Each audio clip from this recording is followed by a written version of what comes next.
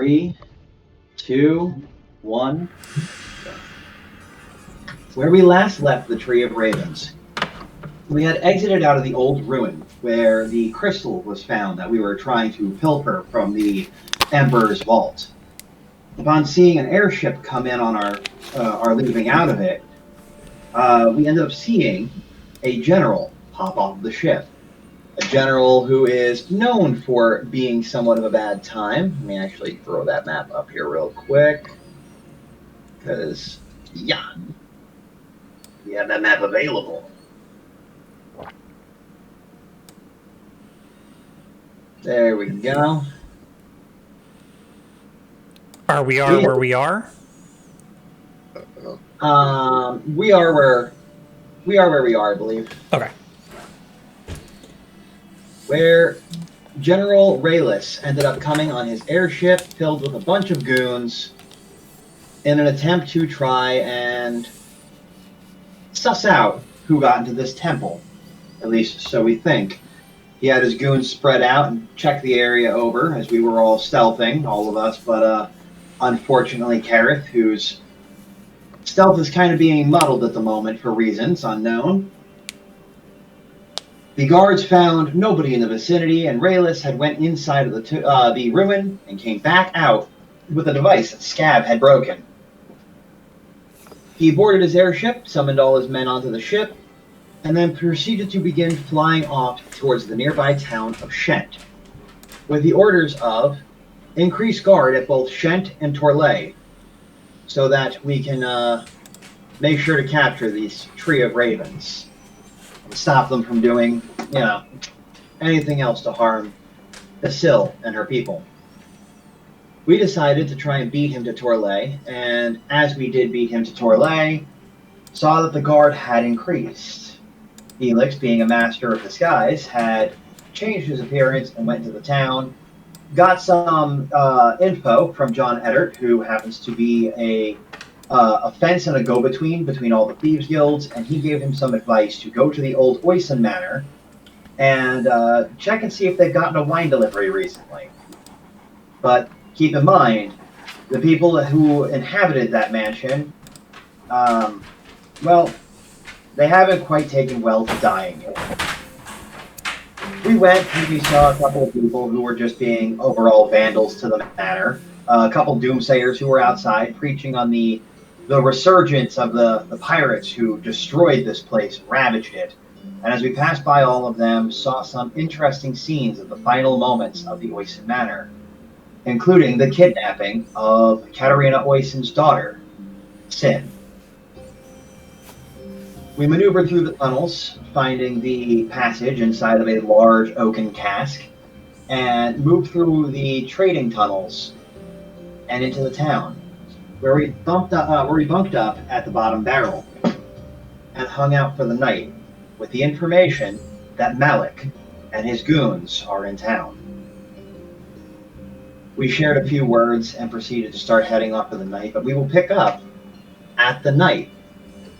Does anybody have anything that they want to do before we kick over to the next morning?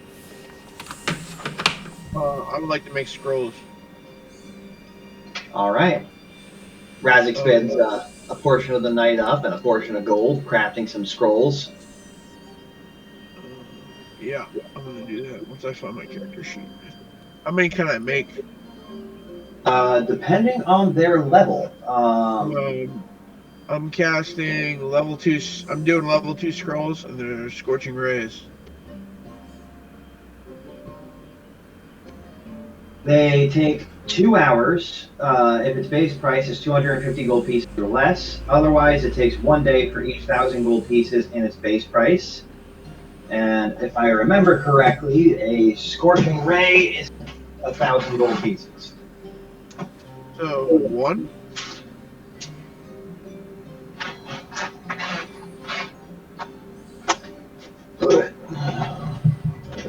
Oh, I can make 1 scroll then, or? Let me see.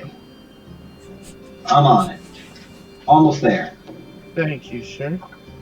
Getting close. I was like, you said all that, and I didn't get the where we were trying to go with it, I think. Don't stop now. I'm going to nut. Scorching Ray is 150 gold pieces, so 2 hours per scroll. And 75 gold pieces per scroll, because it still costs half a gold. I'm going to make 2 of them and spend 150 gold pieces. Sounds sick. Alright. That leaves Nyphix, Karrith, and Eelix. Anything you guys are doing? Do we still have those? Go on, Karrith. Do we still have those tinctures of the cold dog's blood? Yeah, all good, all good. That you do. Is it on me or is it on Eelix? I think Eelix has it, if I'm not mistaken. I have what? Do you have the cold dog's blood in your inventory? Wait, repeat that? The dogs that we found that were frozen, the blood is what he's looking for, bro. I think so, yes. Yeah. Okay. I also got some of those knives that, the cold knives. Also, the most important question. Eelix, did you level up to 4? No. No. Shame! We need to do that after this, because so I've never leveled a Pathfinder character. Let's do that after the session tonight. Will do. Because I don't have the physical books for Pathfinder 1. I got it for Pathfinder 2. And... PFSRD. No excuse. Yeah, I have lots of excuses. PFSRD, sir. We'll give you all the Pathfinder information you Okay, ever. but I'm incredibly lazy. Well, if you need help, bud. I'm incredibly lazy. I got like 5 games I'm doing right now, so I'm sorry. I apologize. I suck. Which one of them was Pathfinder? I suck more. Nope. I can't do that. I might put this on YouTube and Twitch. I can't say that joke. I mean, I totally said something that will get you demonetized already, so... Not that not that I've ever gotten to that point, but yeah. So, Karrith, Eelix has the frozen hound blood on him. Okay. So Razzik's up, but he's resting. Making scrolls and then resting, yes, sir. Eelix, are you resting? I am chilling, like a villain. I am going to be resting. Alright. Yeah, I think what I would do in the midst of the night before, like, fully laying down is asking if I could borrow a tincture of that. Yeah. If you need additional cold damage, I got your back. Much appreciated. And then I think Karrith will return back to the room with Nyphix, but wait until everyone's asleep. Alright, and Nyphix, what are you doing for the night? After having our rather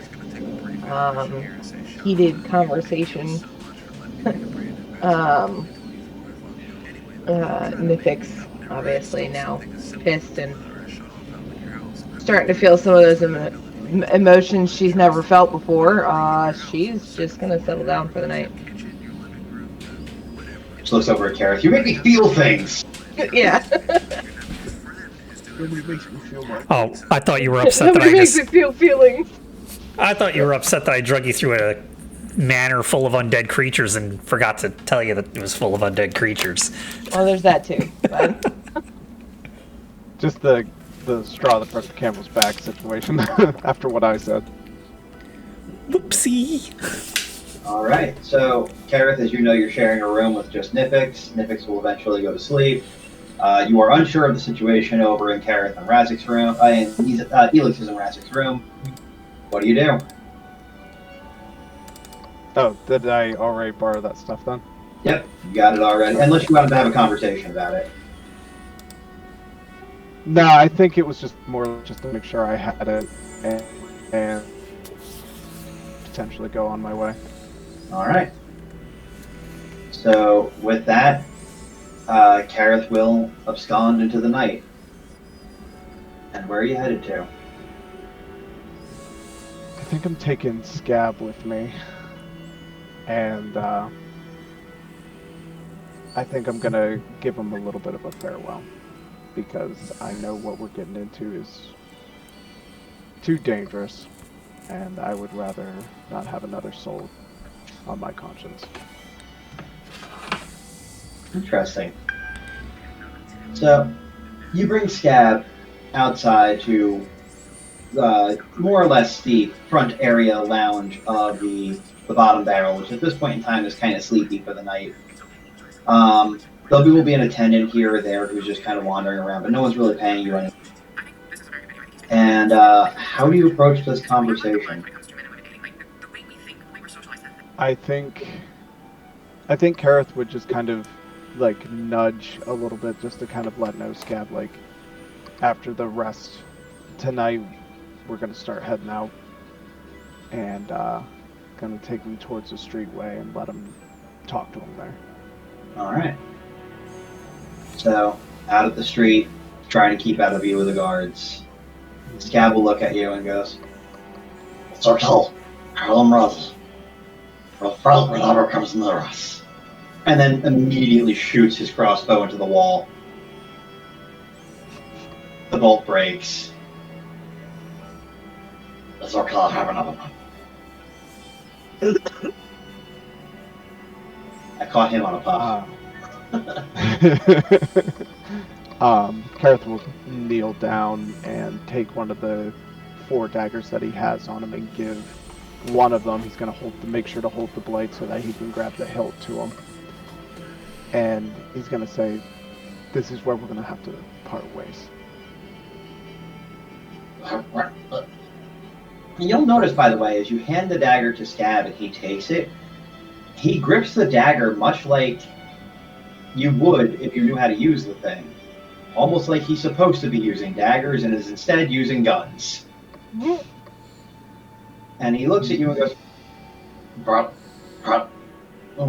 friends. We're team. You're Scab's. Had no intentions. The boss can't leave anybody behind." This is no leaving behind, Scab. What has to be done now is merely parting ways for now. I think it would be best for you to be in an area that you could sort out your things that need to be done while I potentially sort out my own.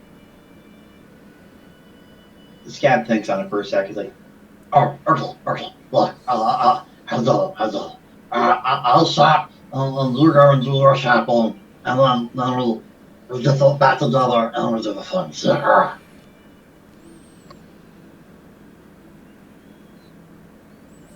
Perhaps in days past, we may reconvene once again. But for now, I would like you to live a life, Scab. Not under the shadows of wings that are no more. He smiles at you, clearly really not getting it, and he puts a hand on your arm, and he goes, "Okay, Scab will make the proud. Hasn't been accepted with many people or places. And your guys are awesome. They're like friends. Scab's happy to have friends like you. Sure does. Okay, I get it." And you watch him happily start running down the alleyway. I just stand back up to my feet and watch him truly scamper off. And I start thinking about Jezza and where she may be in town. I pull at the leather garb to make sure it's hiding my face enough, and I start heading that direction.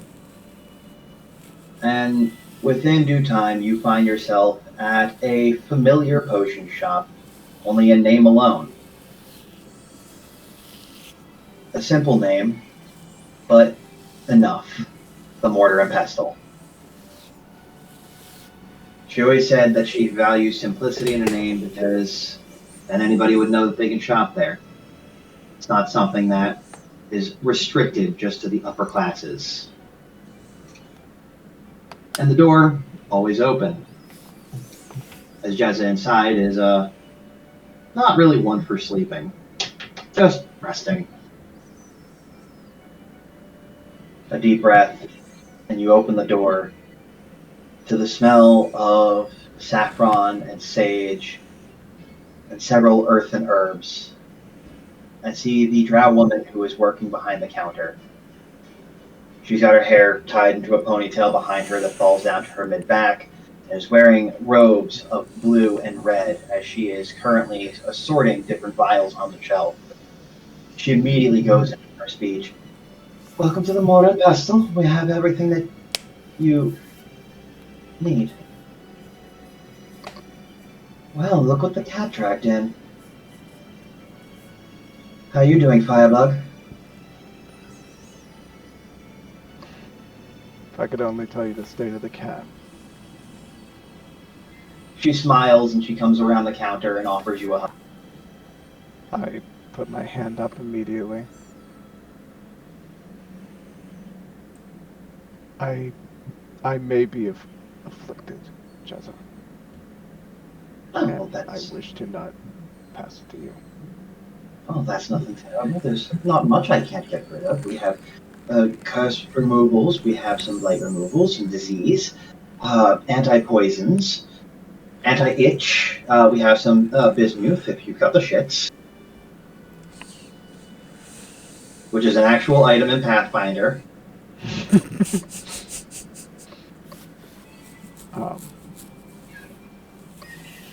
I think he thinks a little bit on it and goes, I don't know if... Have you ever had trouble with parasitic worms? Well, there's a number of parasitic worms that infest the poor areas. Common folk like farmers typically get them all the time, mostly in the children.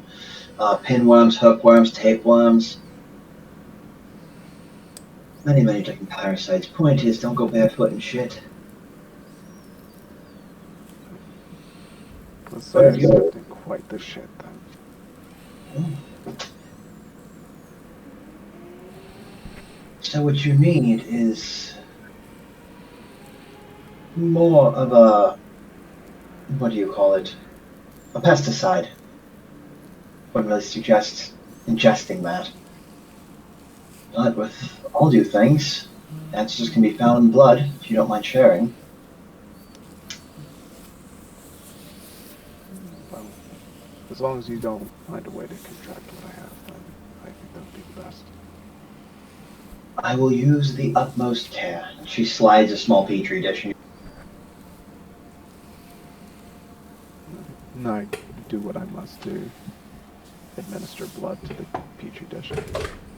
You slit a finger, a couple drops in. She mage hands the top closed and pulls it towards herself, and you watch as she casts an arcane spell over the top of it, and this little prismatic mirror goes above it. She begins looking through it. And as she's looking through it, she goes, "Oh, you were not lying. You are filled with worms.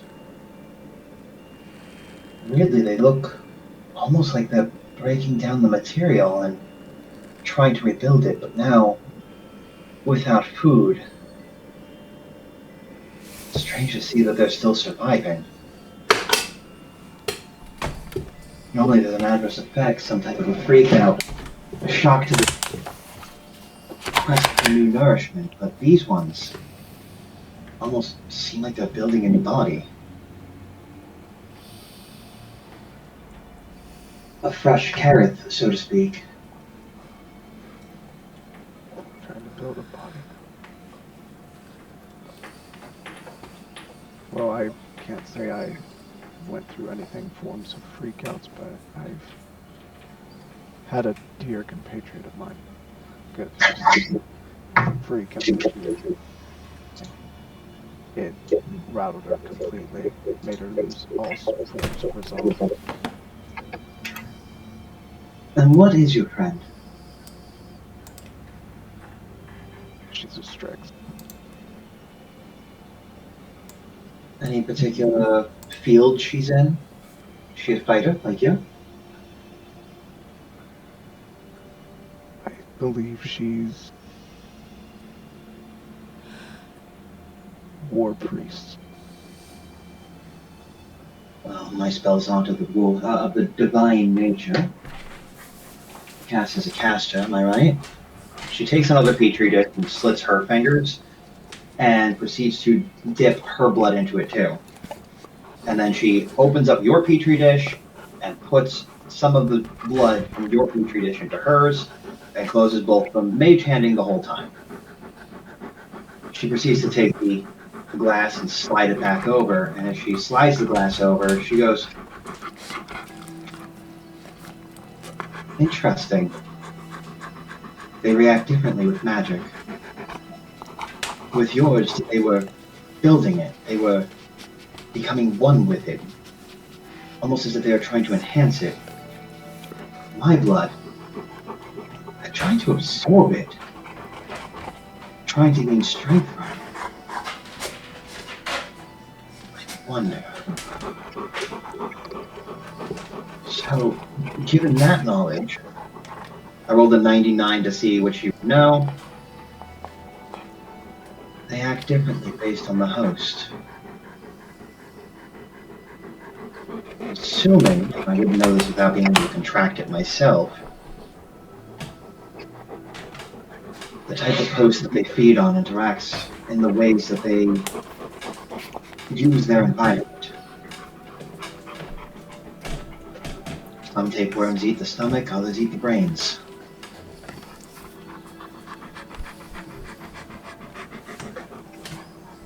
The question is what becomes when the worms are done.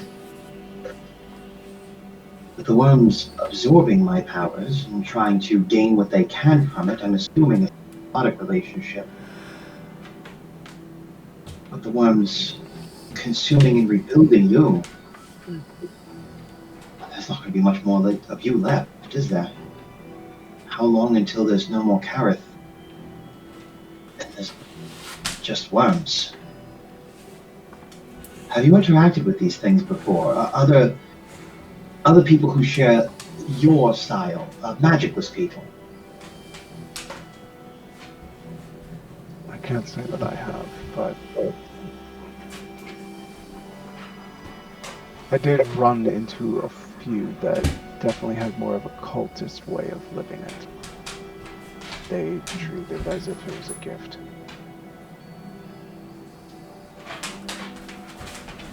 Interesting.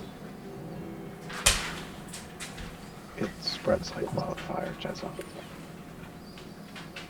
Well, if it spreads like wildfire, then we might want to handle this before it gets out of control. And she casts flame on her finger and puts the fire in the petri dish, and she watches as the worms start to expand and grow, and they start becoming more and more innumerable, and she cuts the fire off. Alright, that didn't work. I set the tincture of that cold dog blood. I don't know if you may be able to help using this, but they do not take the cold very well. She uncorks it, gives it a sniff. It don't taste good either. I would assume not. Shadow Beast blood. You consumed this raw? Yes. I can't lie to you, Jezza. How are your dreams, Firebug? How am I what? Your dreams. Have you been noticing any weird things, stuff happening around you? I haven't really slept. I merely lay down and just rest. I've mostly been on the run. Maybe you didn't give them enough time to manifest, and that might be a good thing. We'll see. But Shadow Beast blood is a rather potent reagent. Probably use it for something. She uncorks it and pours a little bit inside of her petri dish, and she watches as the worms begin to slow. She goes, cold. Got it. It'll take me a while, but I can see if I can try to kill them. And if I can, I can turn this into an antiviral, but I'm going to level with you. This isn't going to make much. If they're spreading as fast as you are saying, you're going to need kegs of this. I know. All I can hope is potentially, if this works for this small amount, that you may be able to save a few towns over time. This isn't for me, Jezza. I know that look. What are you planning?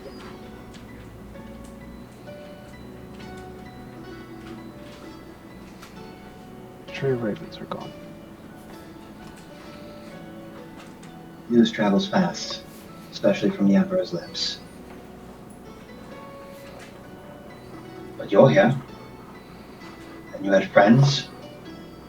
Are they not ravens? Maybe more than me. It's just like you. Family is family. I know you didn't have one. It makes it hard for you to accept. When you're brought into a family and accepted as one, you are their family.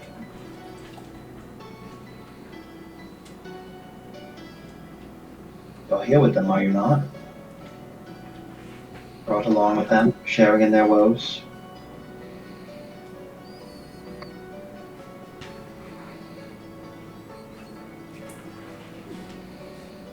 To an extent. Go on. What, talk about my feelings, Jezza? Well, I'm going to take a guess that you haven't done it a lot lately. Always had pushback when it came to it. So I'm just trying to cut it off. Are these other ravens senior members?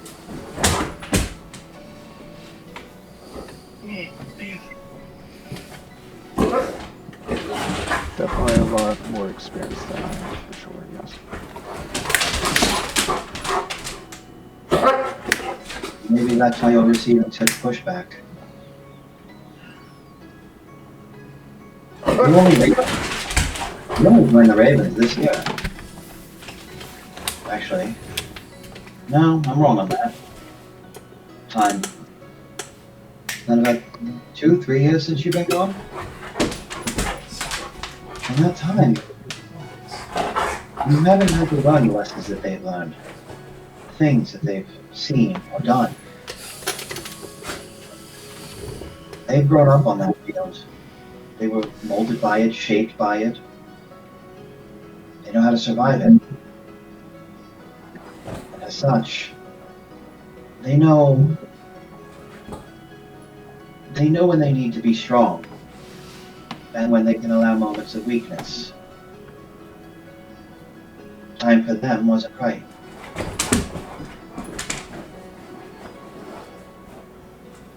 In time, they break down in their own ways. They go into their own habits, their own means.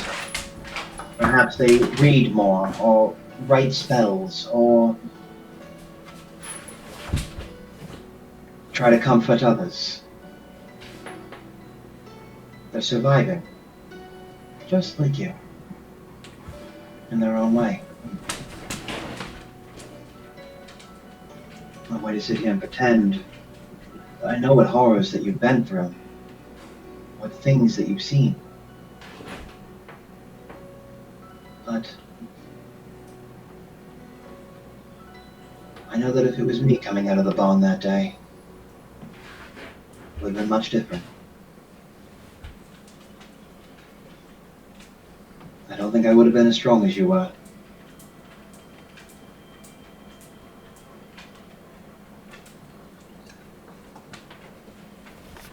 No, I just came out different. I didn't come out stronger. You came out with resolve. Sure, call it fear, call it what you want, but resolve. It's That's what it is. I feel if I was in that situation, I would have probably came out mute. Bottled everything up. Forgot what I sound like. We all break in different ways. And she pushes a beaker off of her stand, and you watch it shatter on the ground.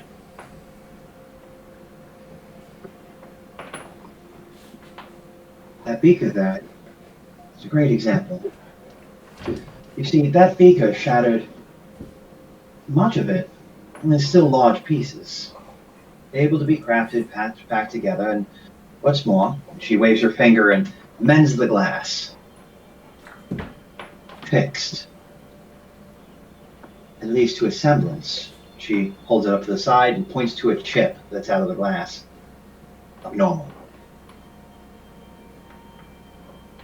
Others, when they break, and she pushes another beaker off, and it shatters, and as it shatters, it hits just right that it just turns to dust on everything but a fraction of the lid. Shatter in different ways. No amount of sorcery. She starts casting mending on it, and you watch the bits and pieces starting to combine together, but not forming the vial anymore. Well, they don't break as well. And they don't come back as easy. There's answers to this, of course, and she starts collecting all the little glass shards. And you watch as she takes this neon blue resin and puts it on the counter and begins slowly dipping the glass shards in each side and then sticking them together like a puzzle piece, just jigsawing the vial back together. We find our friends, our found family, our experiences, our resolve, our determination, the events as a whole, our past experiences, and a little bit of grit and elbow grease. And we come out a bit more beautiful than we were before, though noticeably broken. She holds up the glass vial with all these spiderweb-like blue neon lines in it. And that, my dear Firebug, she walks over to a little cauldron she has and dunks the whole thing into the cauldron. And when she pulls it back up, it's still holding the liquid inside of it. This this little bit of water that she had in that cauldron doesn't make us any less valuable. In fact, one would say somebody would buy that one before they bought the one with the chip out of it.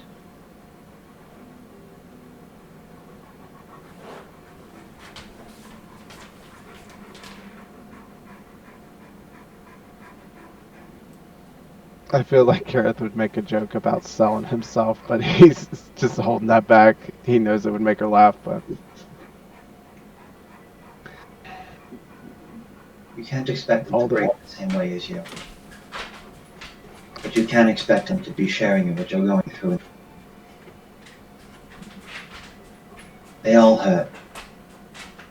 But right now, it's too dangerous to let that shield down. But they know you're young. Shields up, young comrade. And then when it's their turn, return the favor.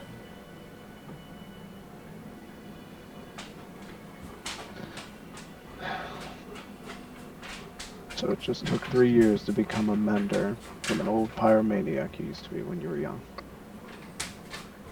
Don't get me wrong. How do you think I make the glass? And she winks. But I only have renter's insurance on those buildings, so when it breaks...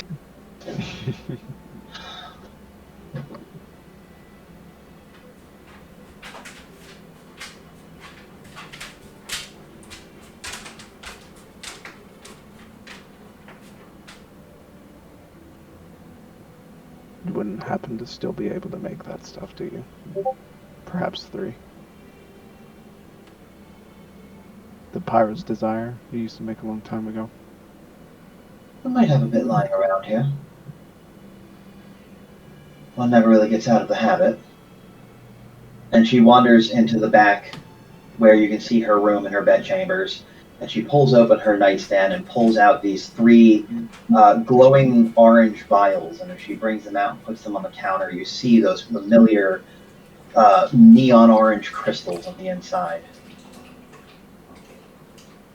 When you need them. And not in the bond.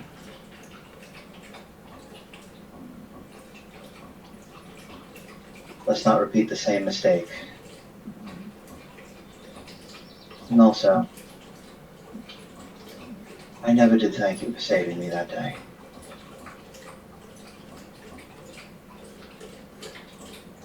These glasses won't break as easy this time.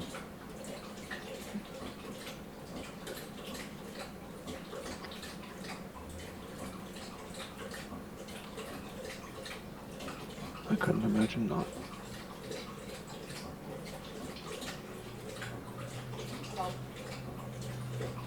Okay.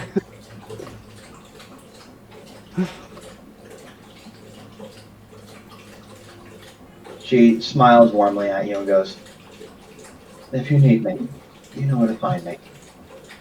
And you can tell your friend, fellow Unkind, that if they need it, there's a place to stay here. If they're so kind as to act as hired help and bodyguards while they're here. Need a reason to be having some strong people around my shop. I'm sure when they're keen to it, they'll feel familiar.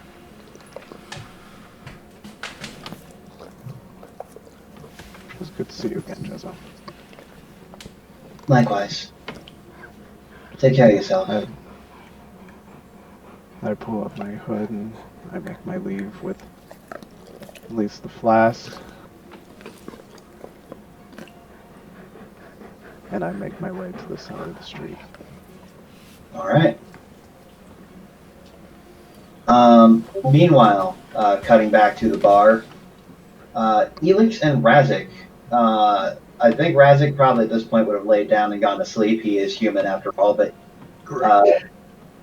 Eelix, you yourself are Elven. You probably would have heard Karrith's door open and shut.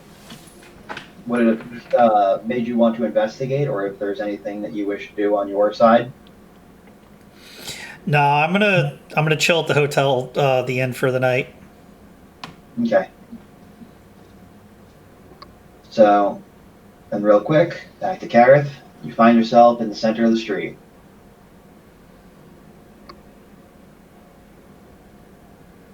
What do you do? I think he goes back a little bit, thinking about that time he saved Jezza.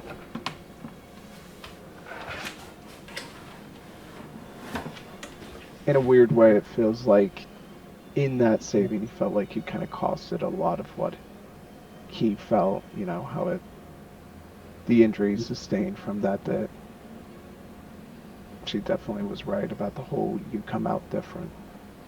And definitely made the pigmentation in his hair different.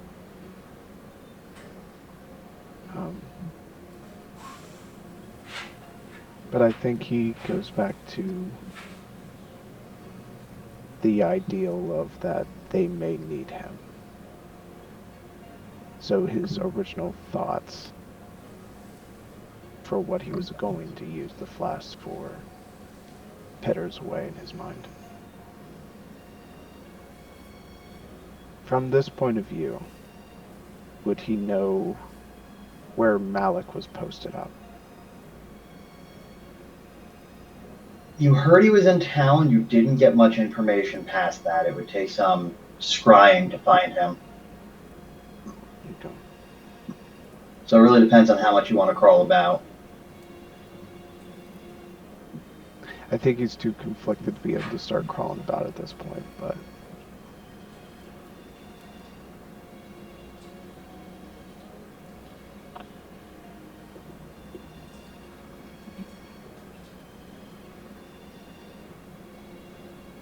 I don't think much of investigation is going to help him here, so he's going to start heading back.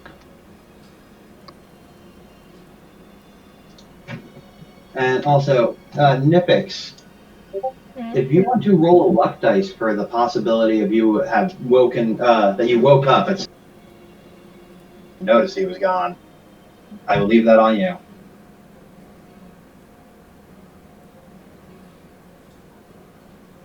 Percentage dice, isn't it? Yep. Or, I mean, you could just roll the d20 too. I mean, almost same thing, just in increments of 5.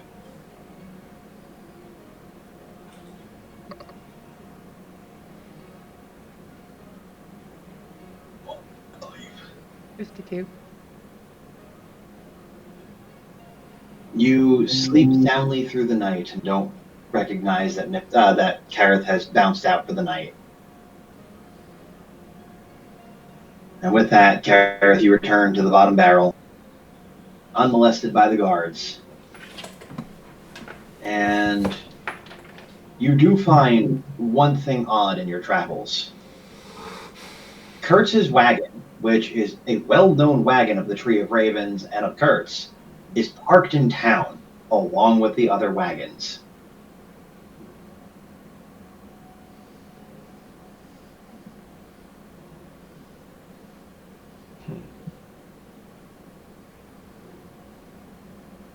Is it far from me? If I was going to investigate it further. It is near the guard posts, though notably not impounded. So you would be at high risk if you decided to investigate it. But it is on the table, as is everything.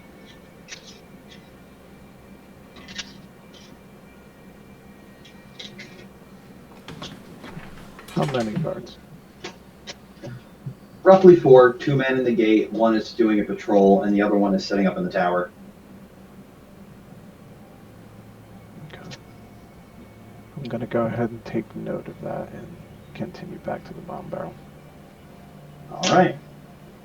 You arrive at the bottom barrel, and morning arrives. All of you awaken from your slumbers and your rest.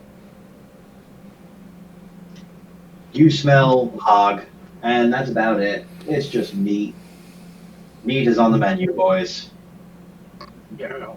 And the morning has now reapproached you. You all awake and meet each other out in the tavern respectively. And as you do, John looks at you guys and goes, "You want food for the morning? It's a gold piece, each. Or in a tavern, nothing so brothel." And Eelix says, "Only so pretty."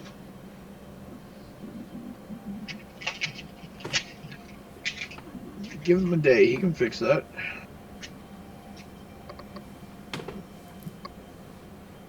What? I don't know.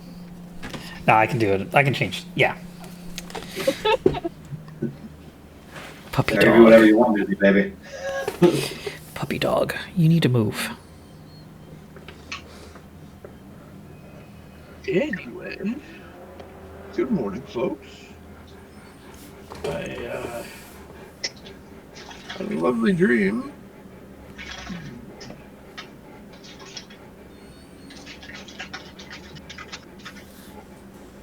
Yeah? What was it about? Oh, murdering the person who betrayed us. Cursing them with some curse so foul that none has been uttered by man or God. You know, something along those lines. Wouldn't it be more effective to just hit them with the curse and not murder them then? No. Like, wouldn't that, Curse? like, end the curse? No, not at all. In fact, that's the part that turns it on. Excuse me. My brain is angry and devious, especially when angry. So, oh yeah, I've cooked up many red delights for that man.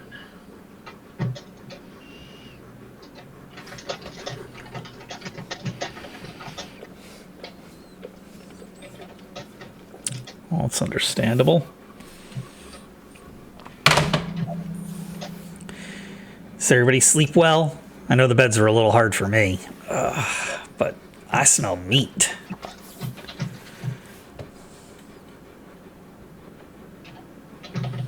Yeah, well. Hog and taters. Pretty cheap right now. Got some beer too, some morning meat, if you're interested. Goes with the food, still gold. You got it. Yep, here. Money well bet that. Alright.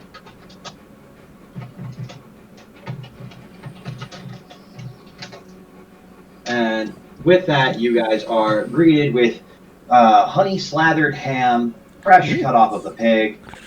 There is maple mead, which goes amazingly well with the honey ham, and freshly salted fries or hash browns or whatever you're really in the mood for. He has a different slicer for each.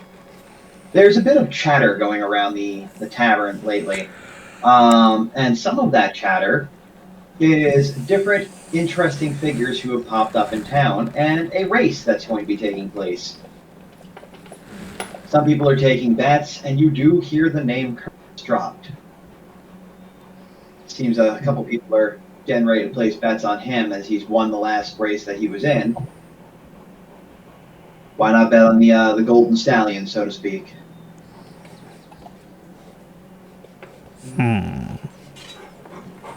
Among other things, you guys will see a job board. Many different jobs are assorted on said board of people who are looking for work for money. And you guys also remember that there is a business card that you guys have on you, where if you are in a room and you set it on fire, you will be basically brought to the merchant's lair of Don Tuelli, the concierge. By the way, just to let you guys know, I took some initiative. I don't do it often, don't get used to it. In the Tree of Ravens chat, if you scroll all the way down to the bottom, you will see a tab that says Current Quests and Objectives. Ooh, that's helpful. Thank you. Which I'm also going to remove Cure Nyphix from it because she was cured. It's semi. Semi. Yeah, semi for sure. Well, you're not going to be scooching your butt on the carpet anymore, and that's what's important. We also know that there is an old retired raven named Nails who lives in this town. And you all awaken in the morning and weirdly, Scab's not there.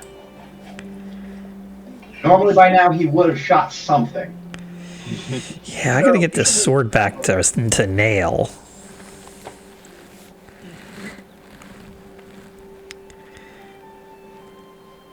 No.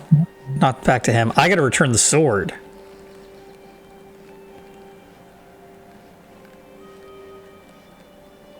That's not to Nail yet. That's back to, God, what's his name?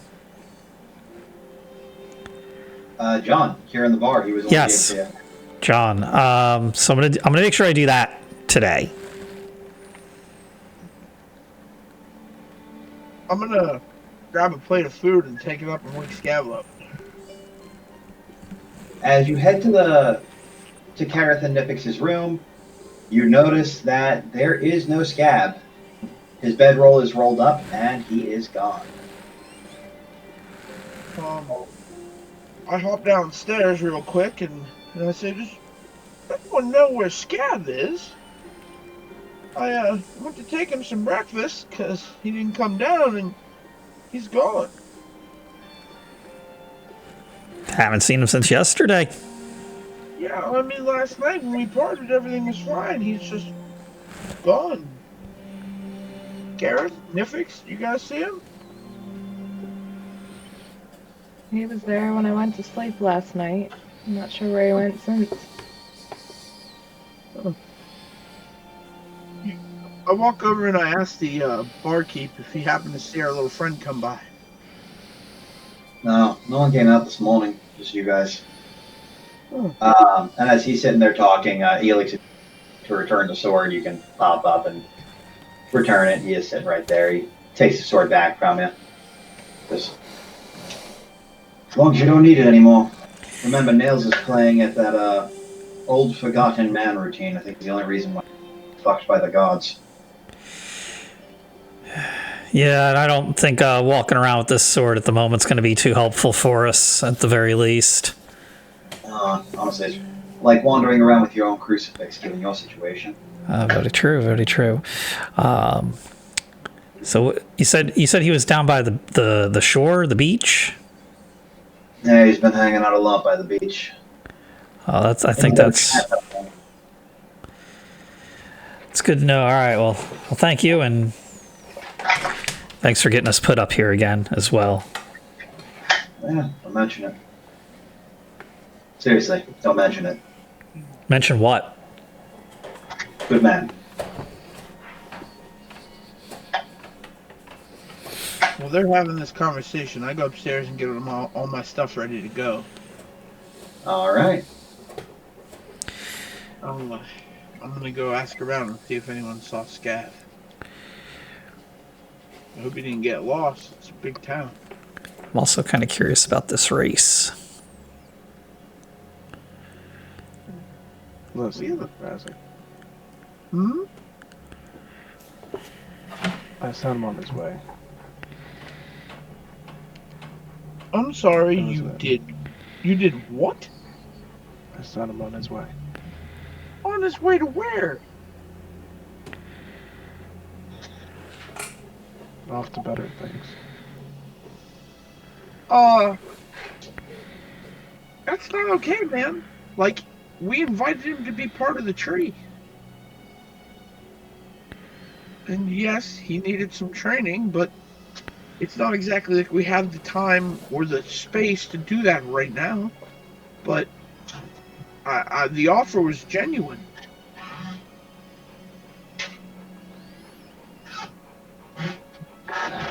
Does anyone else care about this? Or is he just some guy you brought along because he was there? There isn't a tree anymore, Razzik. You made that clear. That may be for you, but... It's what you told me. Yes, but not for him. You saw what it meant to him. I mean, he literally changed sides for him. Then it would be better that he gets a chance to live a life. Not like us. Well, look, I'm just gonna tell you. In future, if you decide to act autonomously without consulting anyone else about dismissing people in our party, I don't know if we can continue to be a party. Like, what you just did was not okay with me. I made the offer. I invited him along. You could have at least talked to me. And I just turn around and walk out.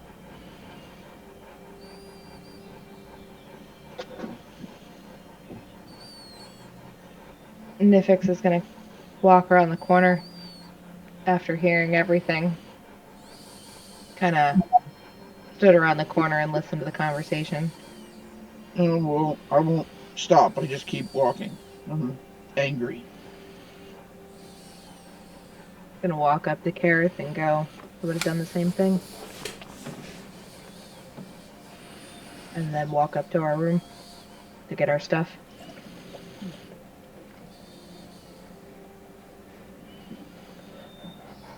Was you meaning more like what he chose to do, or do you mean that you agree with what Razzik did? What you did. Okay. I just wanted to make sure, because I was like, okay. I see I'm outvoted. Yeah, I was about to go, damn, like, alright. So I wanted to make sure I understood that correctly. Eelix comes over and is like, I don't agree with what you did, only because I wanted to kill him myself. It's not that I wanted to kill Scab so much as I just didn't want him to be alive anymore.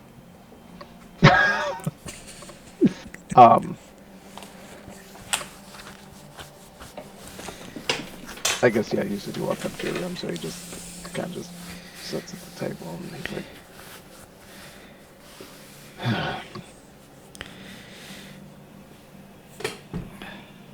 literally thinking back before even going into that hideout of talking to Razzik when he was talking about, like, allow him to be able to go through what he said, and he was like, oh, you have the time to do it here, and he's just replaying that in his head, and he's just like, God's sake, like, can I do anything right? Like, literally any decision he makes, it seems like there's always some foul punchline that comes into play. But he's just... Yeah, I think at that point he's just like, yeah, I lost my appetite. But... yeah. All right. You all gather your equipment, you consume your hog and your meat and your fries, and the day is yours. What is your objective in mind? Where am I leading you to? Well, I want to get some more information on that race. Where it's happening, who all's participating, all the particulars. All right. Eelix, going around and getting information is kind of your bread and butter, so I'm not even going to worry about making you make a roll. That's what you do. Mm-hmm. The race is essentially a team event. People get chariots and get horses. You set up and race against several other competitors. This time it seems that there's only 5 riders that have gotten together so far. It's been a very low turnout. They've had as many as 25, and one of the more recent was 12. Kurtz is definitely one of the racers, and he seems to be racing solo. He is the only solo racer. But Kurtz is always a solo racer. That's not unusual. Teams can be as small as 1, given Kurtz, or as large as 6 on a single wagon, knowing full well that the more people you have in the wagon, the more it weighs you down, the harder it is for you to race in the first place. There is a prize to win and a price for entry. The price for entry, simple 50 gold. Winning, you get the pot. And normally, at these events, there is a magic item up for grabs.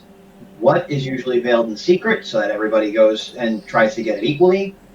But the last time that it was unveiled, it was a crystalline +1 greatsword. Ooh. So it could be anything from something like that to better or worse. Awesome. Now, if you want to ferret any more information out, that was like the bronze down to like almost the finite points. Yeah. If you want to ferret any more out, I will need a check from you. Okay. I'm going to steal my wife's character sheet at the moment because she has every knowledge in the goddamn book. And you know what? We'll have you roll disguise. Because as a master of disguise, that should be one of... All right. 17. What do I got in disguise? So my disguise is +10. So 27? You gather, after impersonating members of the committee themselves, that the grand prize is a deck of some sort. Like a deck of cards of some sort. Yep. Cool.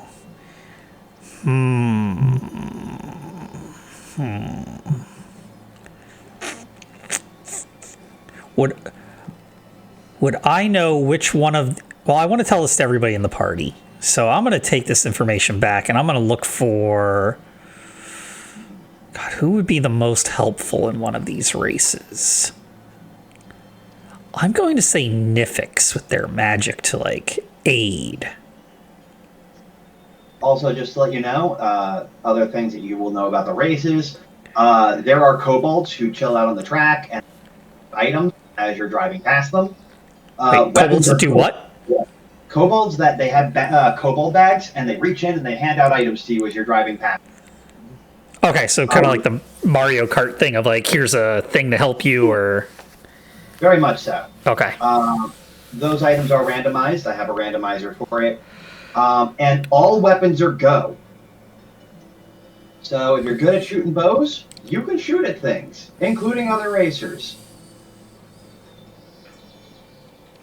They also don't care if you hop from cart to cart and just start. Any means to win the race. It's an underground race for a reason. Cool. Yeah, we're taking this information back to the team, and somebody with wings could really help going from cart to cart. That's what I'm thinking. Yeah, all right, cool. I'm going to take that information that I found. I'm going to hunt down Nyphix. All right, she's probably not too terribly far from where you left her, nearby where you guys are going, all hanging out in an alley. And you will see Kurtz's wagon, as well as one of the famous wagons that is consistently there, the Pixie Duster. It is run by a group of pixies. It has one of the fun things about it is it has a rainbow chemtrail on the back of it. It does nothing, but it vibrates all 7 colors of the rainbow if you press a button, and it makes farting noises. Farting noises? Yeah, like as it shifts colors, you're. Oh, wonderful. Okay. Hey, Nyphix. Yes. So I'm gonna go ahead and info dump all of that info from the dump. Give all of the all that info on the race, but also that Kurtz is going to be one of the people in there. So, yeah, all that info I just got, I'm going to relay it back to you. And so I'm thinking this race might be a good way to get some money, at least some really useful magic out of it. If it's a magical deck of cards, that could be quite handy. Plus, Kurtz is in it. Get one step closer to Kurtz.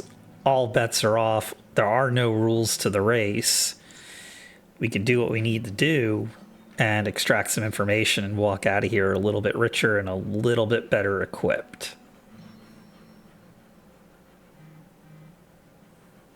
So, you want me to possibly fly from cart to cart. And how many are we going in as a team? Uh-huh. Okay. And you said no, all bets are off, so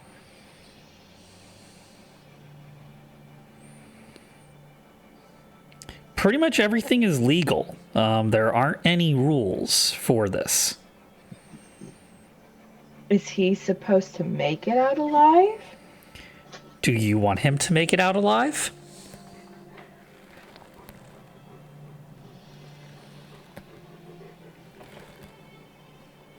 I'm just asking. Me too. I'm just asking.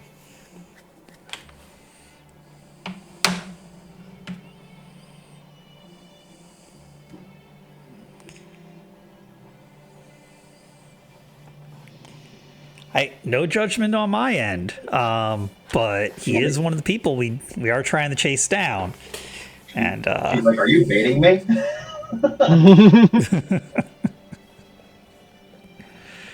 Yeah, no judgment on my end. I just know that he is one of the people we are trying to chase him down. This is a very easy way to handle this, and nobody is going to bat an eye as to what happens while we're doing our thing.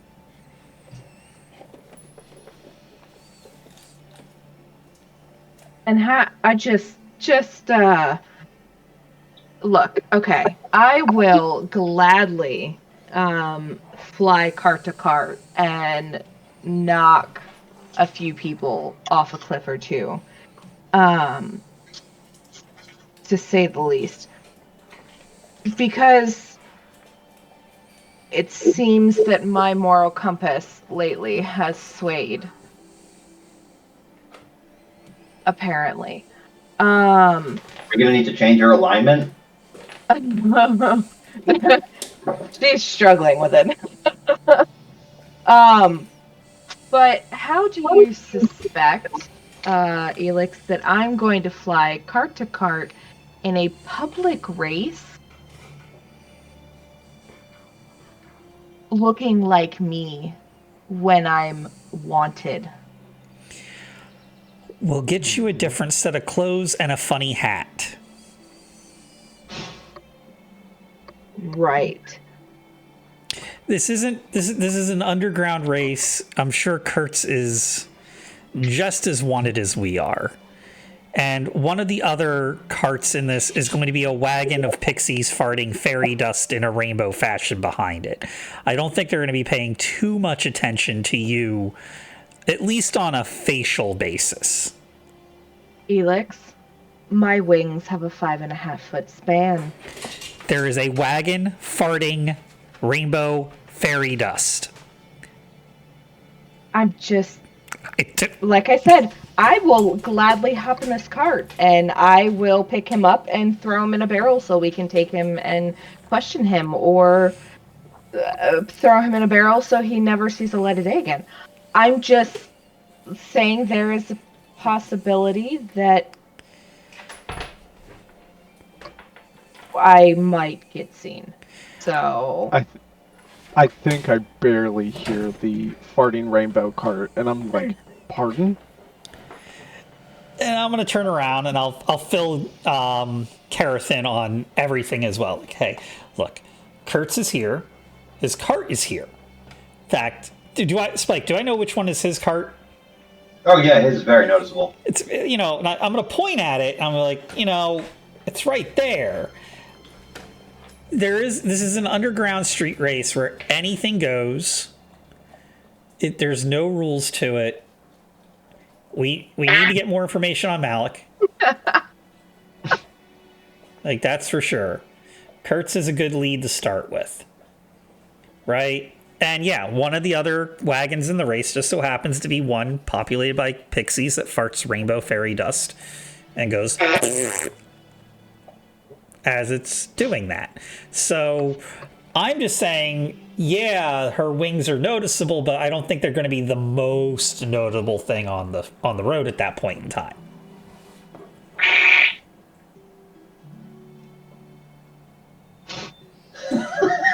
Now, is there anybody like around Kurtz's cart? Are these things being watched? They are. They're watched by the guards, weirdly. Yeah. The race is underground, and some people who participate in the race are felons, so they will try to bust you if they can. For the most part, everyone who is in the race is kept hidden, and when the race is started, it becomes a big event, as Mass Lords typically love to make their big events. So you can also assume that the guards walking around the cart is more for show. Mm-hmm. If somebody has truly got a bounty on their head that's big enough, like a Tree of Raven, there's a pretty high chance that a guard would try to pick that off for their own salary. But past that, any low-life scum who's just wanted for some speeding tickets is going to be fine. Yeah. So, now even if we don't go in the race for those reasons, we can at least use this as an opportunity to get to Kurtz. Now, if the kobolds are out there handing things out, this would be a really good time to have Scab around. I'm just saying. So if, like, you know where you sent him and how to find him, we might want to bring him back for this part of the plan.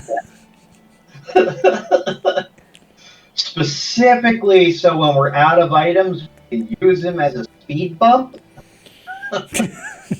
Like, it probably fits really well on the spokes of one of these wagons. It'll be like a playing card. It's fine. Yeah, did you ever stick a stick in somebody's spokes on a bike? Well, you do that with a kobold in a wagon. Just here. Okay. All right, Eelix. Let's fuck it. Let's just if it gets us closer to Kurtz and closer to Malik's, then let's do it. How low?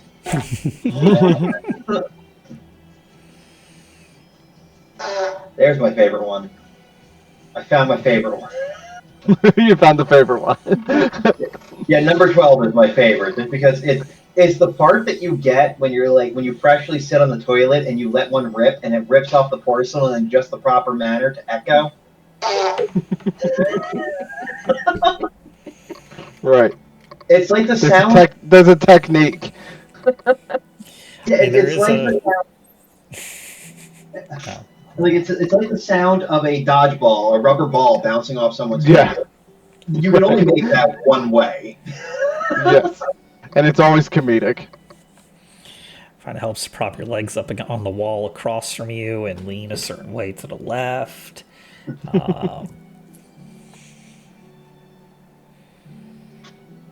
But I will say that you guys are lacking some things for said race, like a cart and horses. Yeah.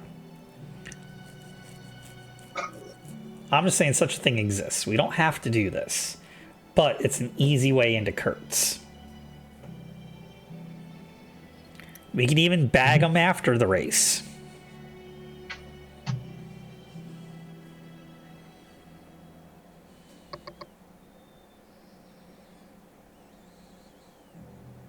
That's putting us in the open more than I think we want to be.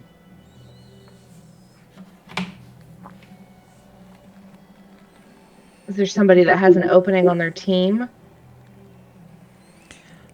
That I don't know. Are I you could do actually that. considering this? I'm sorry. What was that? I could do that. Okay.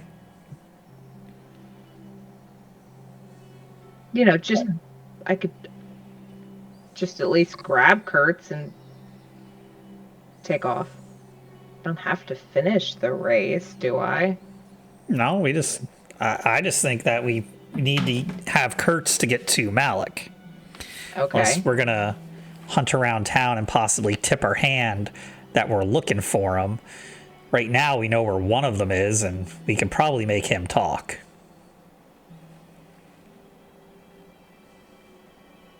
And we join the race. And we take off with him. Or we ambush him somewhere along the course. The course is being watched. By a lot of people. Hiding in plain sight?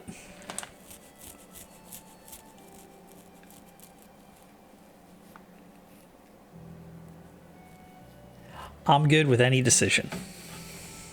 Like I said, I mean, if you just shimmin me onto a team.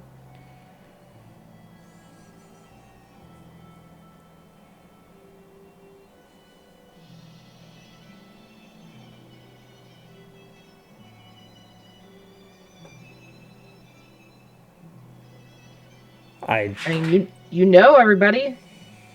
For the most part. Yeah, I can go. Kurtz doesn't have anybody on their team. I know that. Pixies are full. Do I have any other information? What? The Pixie Duster is also known for basically renting out their cart under conditions. Essentially, if you rent out their cart, you need to finish in the first 3 spots or you will get hit with some fees. And Okay. they are actual Fey creatures, so guaranteed you're not running from that bill. Gotcha. So there's that.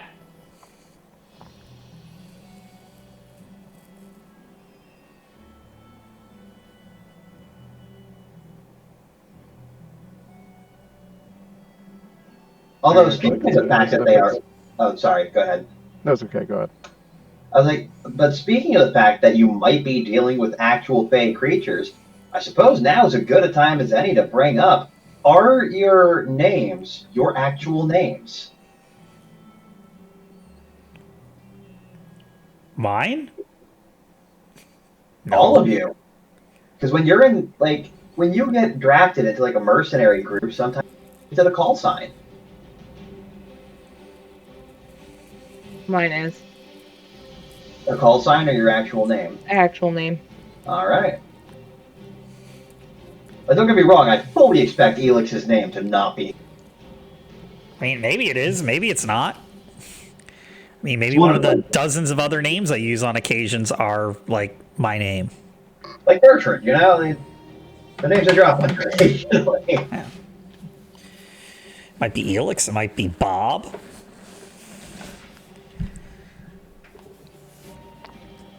Could be Kermit. I'm trying to remember this correctly. Kurtz was the one that was in the beginning with comms, right? Yep, Kurtz is the driver, Comms is the communications. Yeah, because I was pretty sure Kurtz was the one in the beginning, because I accidentally started confusing him with the one that was helping at the prison, and I was wrong. I was like, I'm pretty sure it was the guy in the beginning. I don't think Karrith would know Kurtz personally, other than from what Malik knows. Yeah, but Kurtz Right. was transport, so he knows where everybody was and is going, and may actually be. And he was also your getaway wagon that drove off without you. Yeah. Hey, you chose to continue to hop on my lap. I get to decide where you're staying. As far as first links go, he's a really good first link.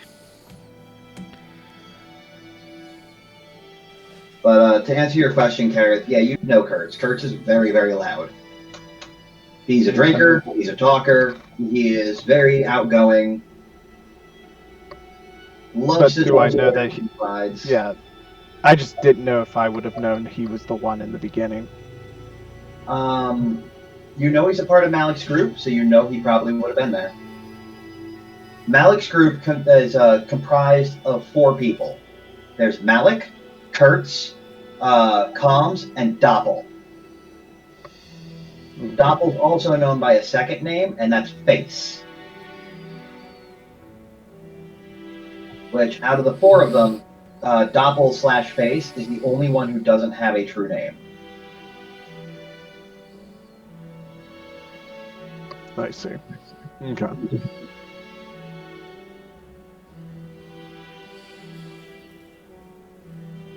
I guess he's gonna just take word of advice from Razzik and just look at Nyphix and say, if you're considering this, I'll do what I can to help.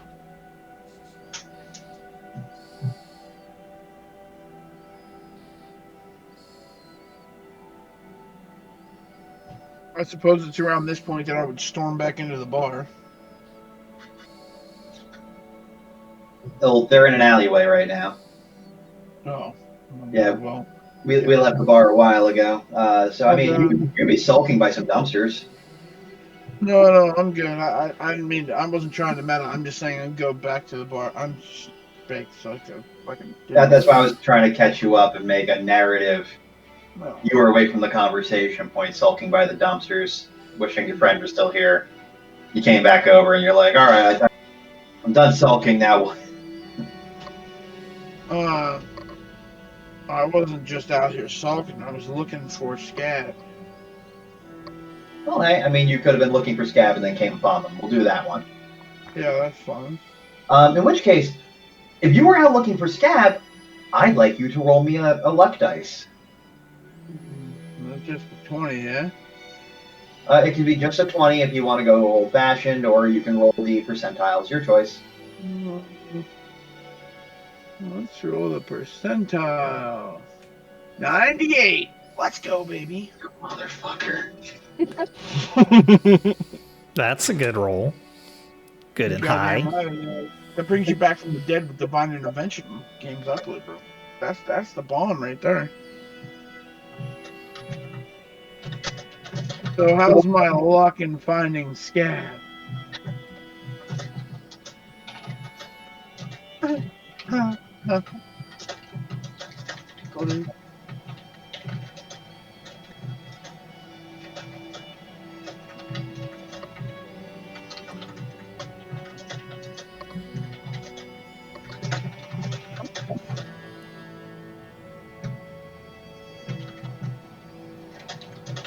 Well, you're about to get your own scene.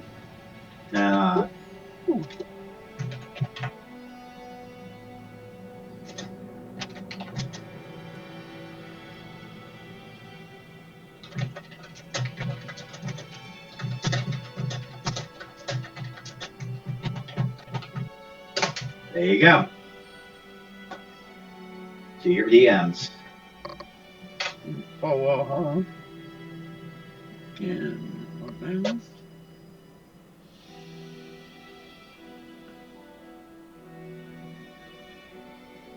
okay, out loud, or you want me to type it? We can roleplay it from that point, and we can roleplay it out loud. Okay. But you have your choice now. All right.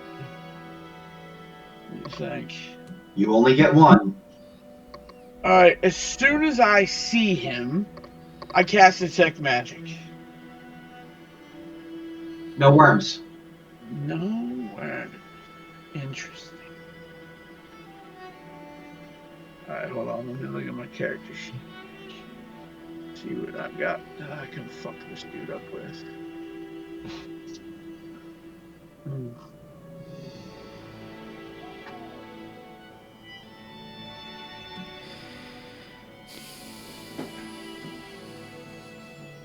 Just to make sure that we are crystal clear, once you've chosen, the other one walks away. Yeah. So choose wisely. Which one is more important to you? I'll make a note of where this dickbag is and who he's talking to. Like, I'll write it down. And I will continue to look for scab. So you pass by on your opportunity, and you go to Scab instead. And as you get Scab, and Scab turns around, he goes, "Help! Help! I was looking for supplies, so that was the battle dollar." You kind of pat him and reassure him, and as you turn around, your opportunity for revenge is gone like the wind. Two things go through my mind. First, revenge is a dish best served in a timely fashion at incredible temperatures. So, by no means has my time for vengeance passed. In fact, at some point, whether it's today or tomorrow, or a year from now, or a decade from now, or 1,000 years, I'm gonna find a way to get that son of a bitch if I have to trek through hell to do it myself. I also wanted to make sure I set that scene properly, because I know Death can kind of get hot-headed and charge into something, but I'm pretty sure Razzik watched what he can do and would go, if I charge into him by myself, he will kill me. And there will No, be that's not what I thought at all. What I thought, actually, if I was gonna fight him, what I honestly thought was, I got six scrolls of Scorching Ray currently. I will set dude on fire repeatedly. And from a distance, at max range, from a place he don't see coming. So he's flat-footed on the first one for sure. And then I'm going to use every single spell I have to burn him alive. But it's not right. And the reason why I didn't do it is because it's not my vengeance alone. It's all of our vengeance. All right. And it's not right to take it without anyone else being here. And when you get back to the party and explain that situation, they're going to tell you why that was a bad idea. But you made the right choice. Dude, I'm not taking advice from the worm infested or the bad decision making. All right. So I'm gonna do what I'm gonna do. I'm the smart one. I gotta carry it, alright? So hurtful. God! I'm trying real hard to understand. Like, were you just saying one person in particular? Because you said worm infested and bad decision making. That just was me. Yes, it was That was you, but I just hit me you you twice. talked about, and I'm like, Because my character is so upset, so I hit you twice. wow. You know, I wish that type of anger happened with Captain Vickers. Because, good lord. Unfortunately, I saw, like, as soon as you see something like that, like, my brain just goes, well, that's clearly a trap. I feel like the dude from Star Wars, it's a trap. No, I'm not doing that. So, like, it was at the time, cooler heads had to prevail, and at this time right now, cooler heads had to prevail. There are only two things I hate in this world. People that are inconsiderate of other cultures and the Dutch. Damn Dutch. Just saying, they're not good people. They're Just like that, I have been demonetized. Just like that. It's like I was gonna turn on monetization. Now, Just saying, if you're already demonetized, I can deep dive that subject, but in lieu, I'll just say they're responsible for apartheid. The Dutch are bastards. so you have Scab. I'm gonna look over my shoulder. Is he coming back? Well, I was gonna let him have a role play moment. Oh, okay. Go for it.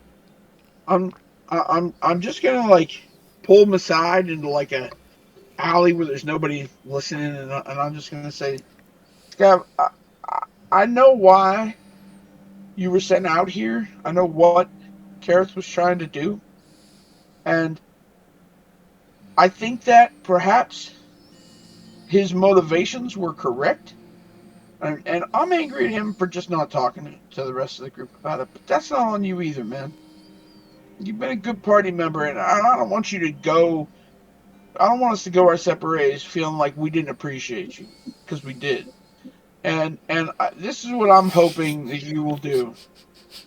Practice, man. Practice. I saw how you held that dagger.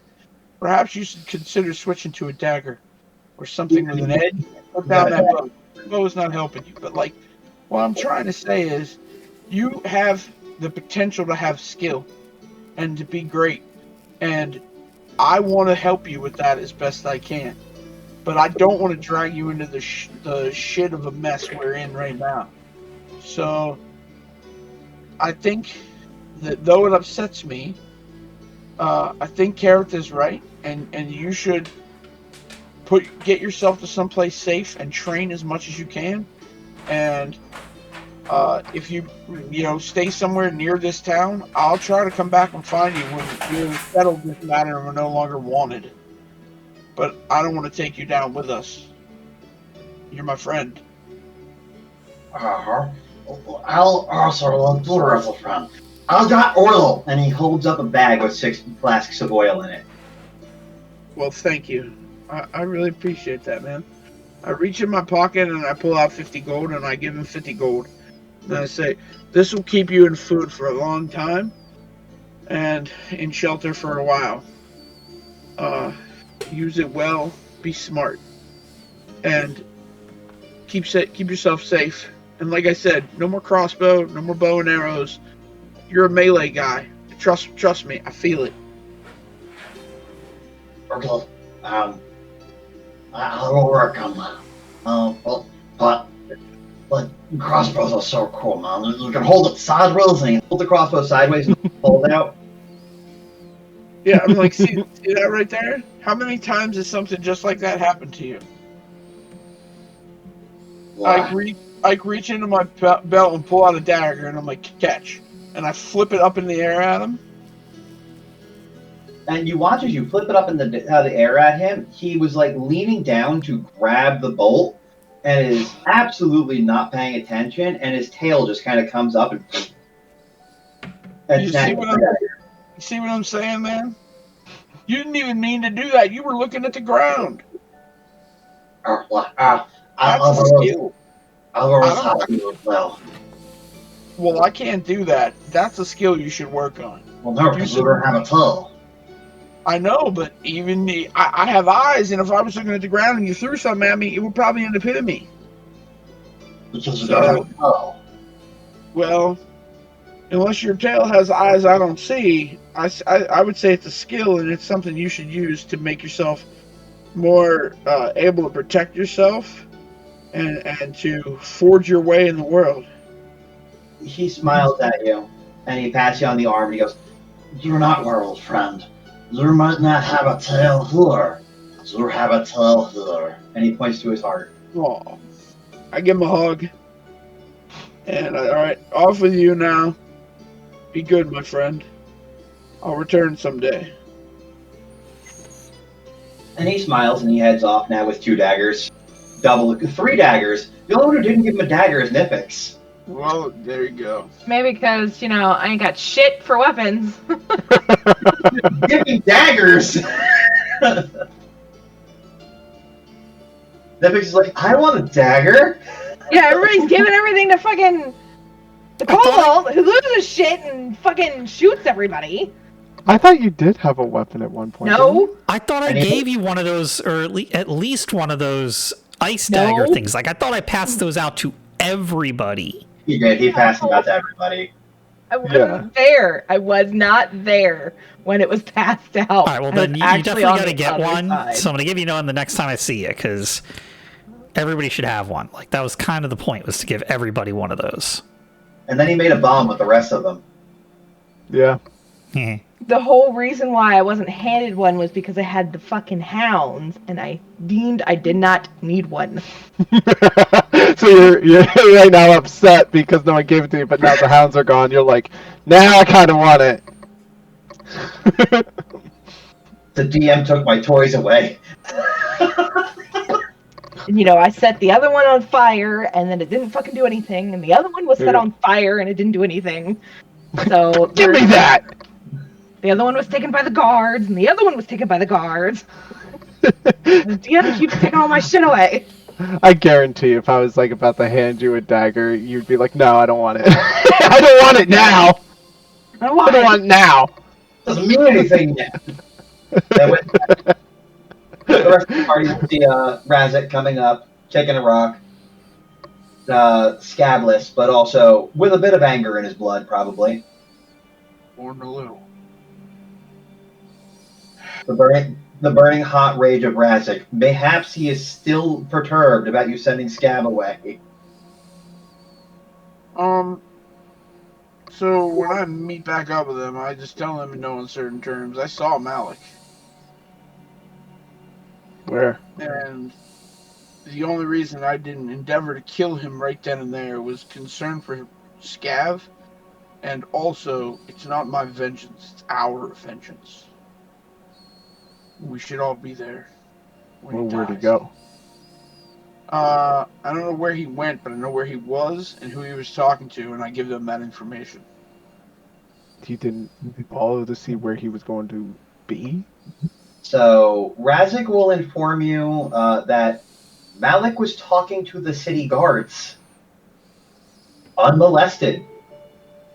Oh yes, no worms either.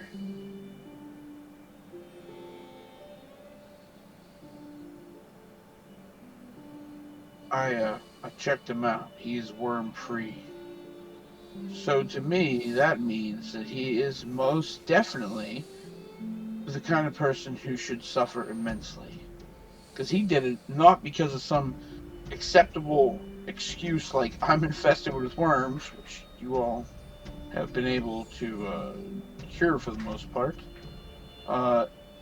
He did it because he's a greedy piece of shit. And I intend for his suffering to be epic.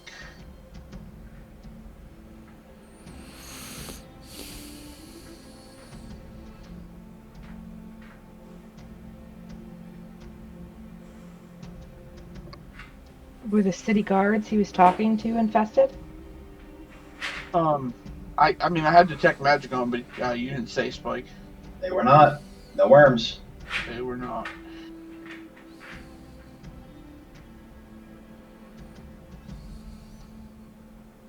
So,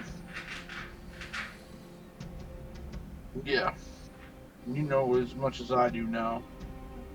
Also, Karrith, I found Scav. And though it irks me something fierce about the way you did what you did, I'm forced to accept that you did probably what was best for Scav. So, I'm gonna let this go for now. But like I said, if in future you make unilateral decisions that affect us all, me and you are gonna have words and you will not like how they go. Ooh.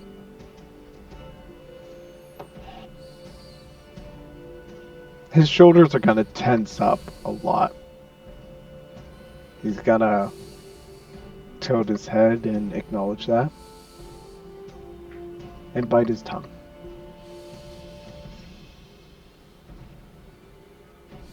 Anyway, we should attempt to make some cash so we can get gear together for being able to defend ourselves from whoever knows what's coming for us.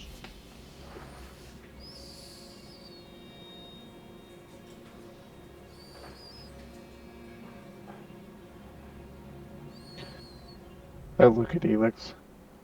Do you want to tell him about the plans you're having? Yeah. So I know where Kurtz is going to be, and it's going to be in this race. I'm going to info dump all the race information, and I think probably the best idea that we could have, now it'd be risky, would be to get our own wagon and get involved in this, or to get on one of the other wagons, and then I'll tell them about how the Pixies rent out their wagon for these races, but also stress the danger that goes along with something like that. Now, the big thing to remember on this, though, is while it's being watched, it's generally being ignored, and they're not really, they don't really have a lot of rules against what we can and can't do to the other wagons or their occupants. So burning them all alive is totally fine? It's an option, but it may not be the smartest one to do. But burning the wheels off the wagons to stop them would definitely be in bounds. I'm not really feeling like burning the wheels off a wagon kind of today. Yeah, and if the wheels of the wagon go off and the things hit the ground and we can bag and run with somebody, all the better, but also the grand prize is a magical deck of cards. Also, I forgot to mention this, but Razzik, you probably have 4 pieces of paper in your hand, because you probably would have collected them while you were around town. They're your wanted posters. Oh. How much am I wanted for? You are currently wanted for 10k gold. How much is everybody else wanted for? The 10k gold for Karrith and for Nyphix.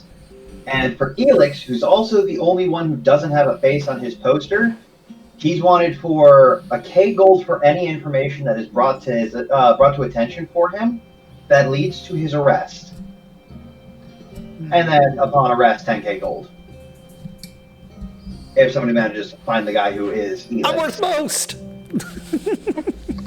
Yes. I think I'll change that today.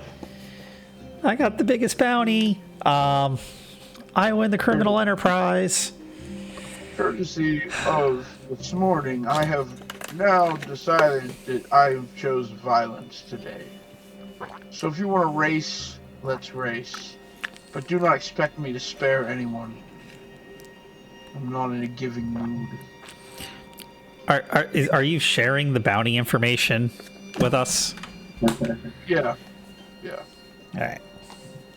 Well, I'm going to look at Nyphix. I'm like, well, That stuff you said about you being sticking out like a sore thumb is a little more, For 10,000 gold, most of these people would sell their mothers. yeah, that's something to And be a we little more represent, concerned about at this point. what, 41,000 gold payday as a group? Then I guess it's a good thing doesn't show our faces until it's time to race. Yeah, but they'll probably grab us right as we start to race is the thing. I think that our best bet would be to not show our faces at all. And Oh, wear masks of some type. oh, hold on. Can let's I not make do it- that? No, it's disguise self. Damn it. Well, we could either find or buy or build some simple masks to wear for the competition so that we can compete without Look, giving it'll put a their target identity. on. It'll put a target on my back. I understand that, but at least it'll get majority of them out of the race and out of the way. What color are your wings, Nyphix? Black to white. Why don't we simply get some chalk, grind it up, and put it in your hair? Then your wings will be, or your feathers, they'll be all the way white.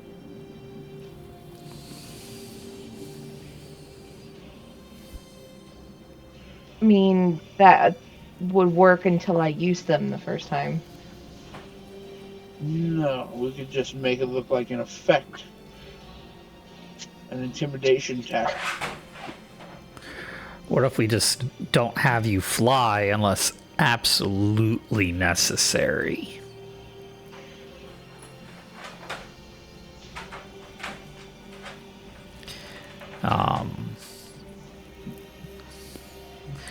I have disguise. What if I, yeah, hold on, I like that idea. What if I whip up disguises for everybody? What I'm saying. I mean, you can take the time to do that and grab some wheels. But we also have to get a wagon or take the ferry wagon. And is this how we want to get to Kurtz for the information? Because really what I want to do is get Kurtz. Like that, I think that's the big goal here. The magic deck is really cool, but the information Kurtz has, I think, is the primary goal. Right? Or am I wrong?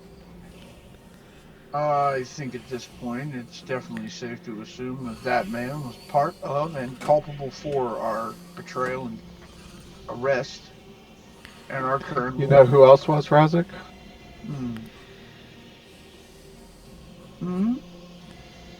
Who?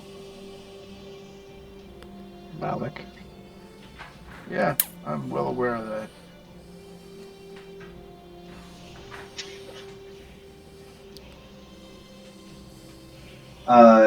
Kurtz being the most outgoing and most face-forward person would probably be the best source of information to finding Malik and comms. Definitely a good target to pick off, but Malik usually plays things close to the chest and then devolves what he needs to down to the other two. So probably not going to divest any extra information out of Kurtz that you guys probably don't already know yourself. Why did he steal the crystal? It was a job. Oh, I don't care about the why, I care about the where. I don't care about the where, I care about the revenge. Because if he knows how to get to where Malik is...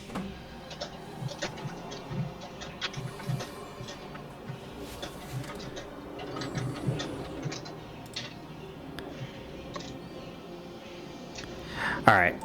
You know what? Let's do the fairy cart. Let's get this deck of cards. This is what I'm thinking. Let's do the fairy cart. Let's get the deck of cards. Let's snag Kurtz during after this race somewhere, some way, somehow, and, you know, get the info we need out of him, if he even has any. And if not, it's one link of revenge done. One target down, 2 to go.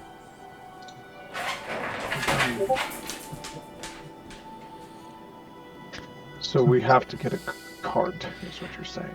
Well, we can take the one that farts rainbows.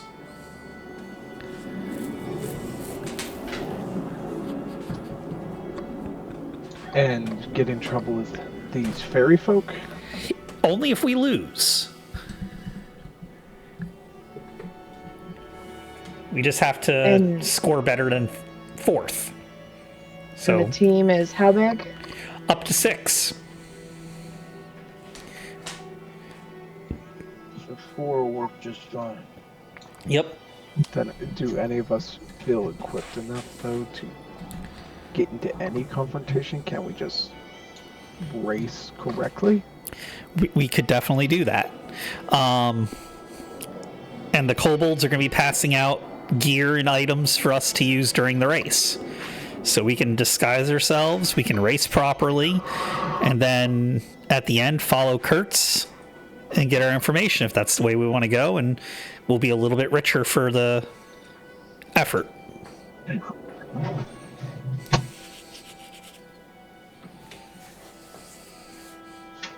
Well, I need to know now from everybody that if the chance arises and we are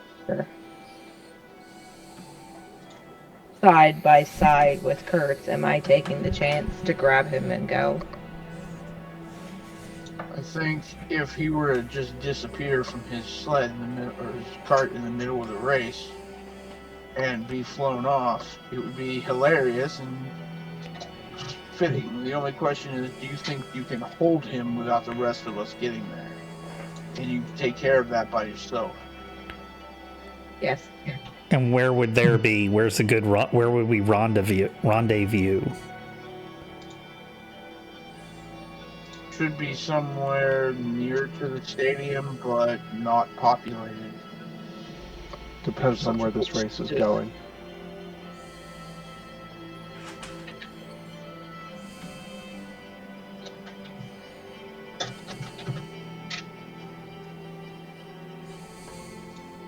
Give me a location.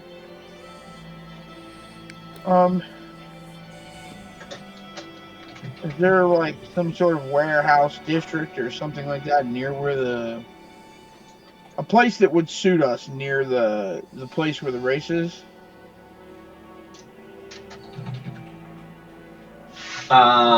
Unfortunately, due to the secrecy of the event and how it's being carried out, the people who are in the race are going to be they're going to know about where the race is taking place right before the race starts.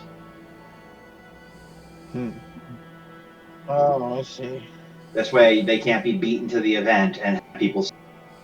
There was abruptly 2 years ago, there was a wizard named Magorum who invaded the event and started hailing down bees and fireballs and lightning bolts in an attempt to destroy the riders as they were going about their race. And ever since that moment, they've been a bit more protective about bullshit. This sounds like a player problem. And there was a strange bear and bird who got involved and almost won the race, and they weren't even participating in the actual race. Oh my god, I just caught on.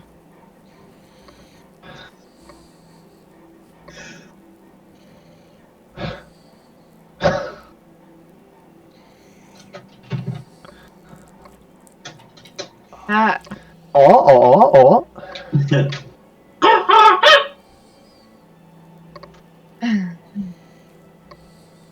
Which was absolutely hilarious when the bear jumped over to one of the other wagons and you just heard him tearing up one of the drivers going,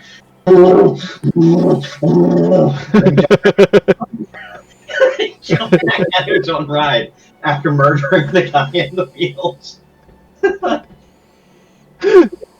Okay. Well, now we know what we're getting into. Well, it's the coastal town, right? That it is. You always meet me at the water. Could. Next to Treasure Trove Cove.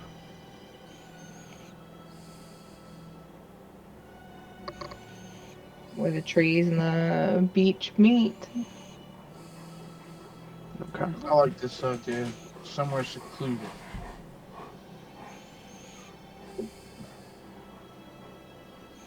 Somewhere where they won't hear us screams.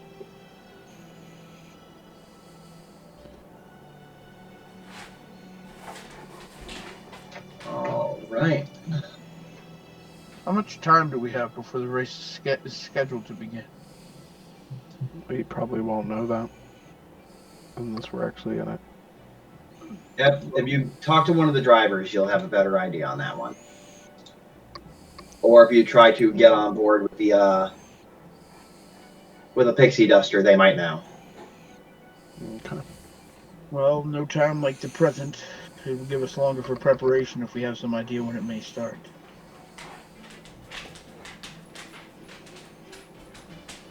I will nod to Nyphix to follow me for a second. Sorry to everybody who I just gave an epilepsy seizure to. Not my intention. That was hella fucking bright. My bad. I was doing something, and that happened. I will follow Karrith. Okay.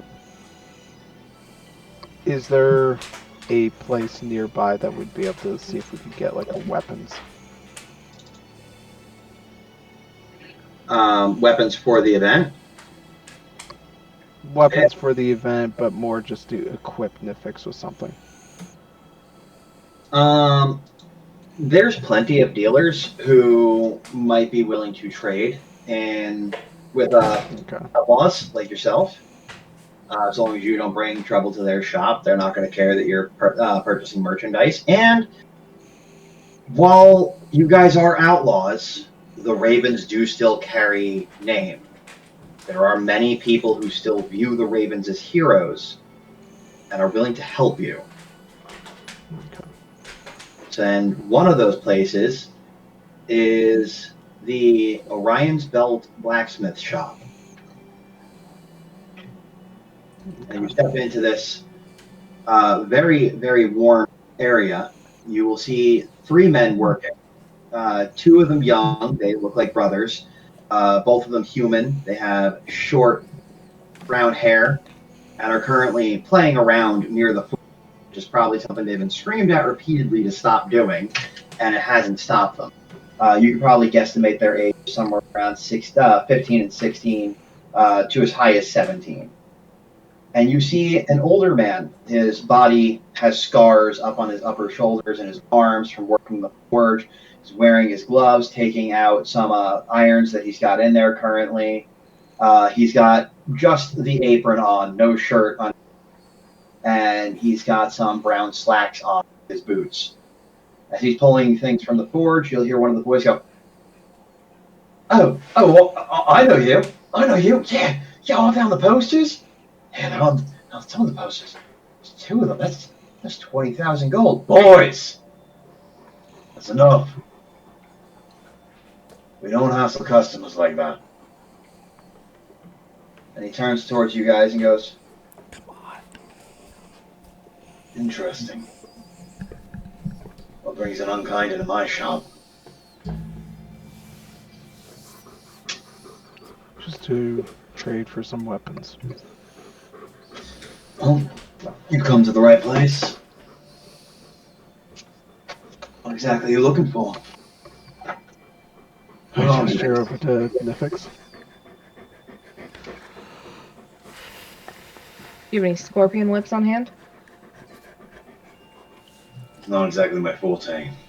He's looking more at a leather maker. Then we'll go with a dagger or 2. Sure.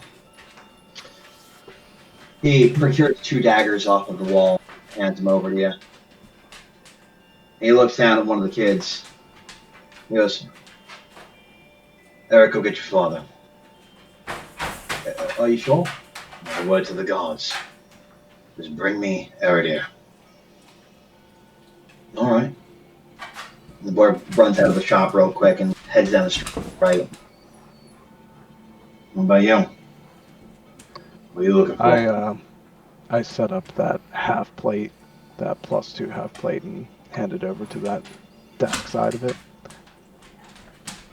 Is there a possibility? I know you said it only works with leather, but is there a way you could make ringlet whips? It's going to be a little heavier Nyphix, but I feel like you would understand what I'm looking for. I could. Depends on how long you're staying in town for.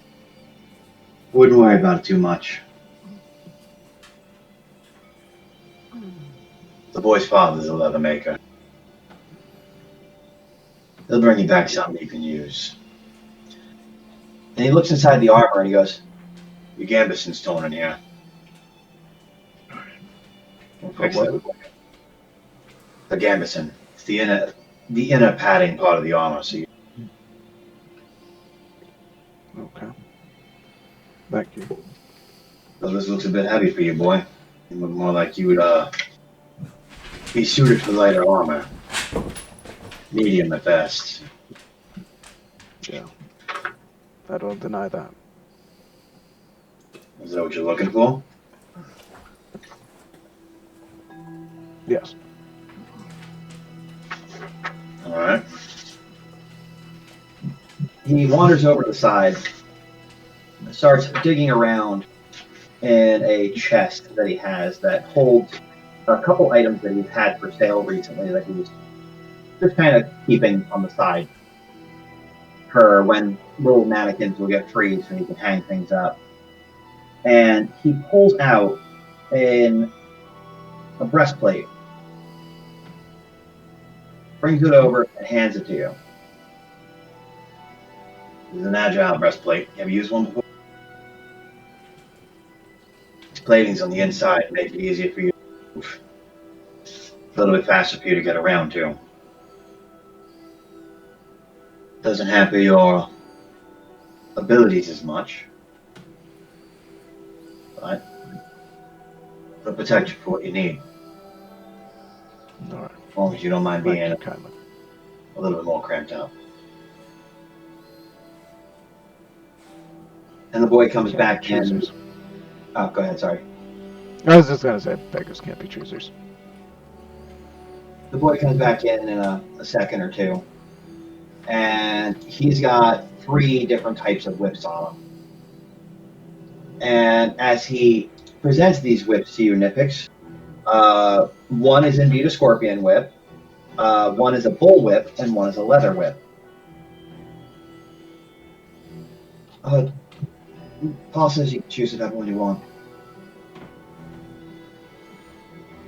I'll pick up the scorpion whip and kind of pull it out and inspect it.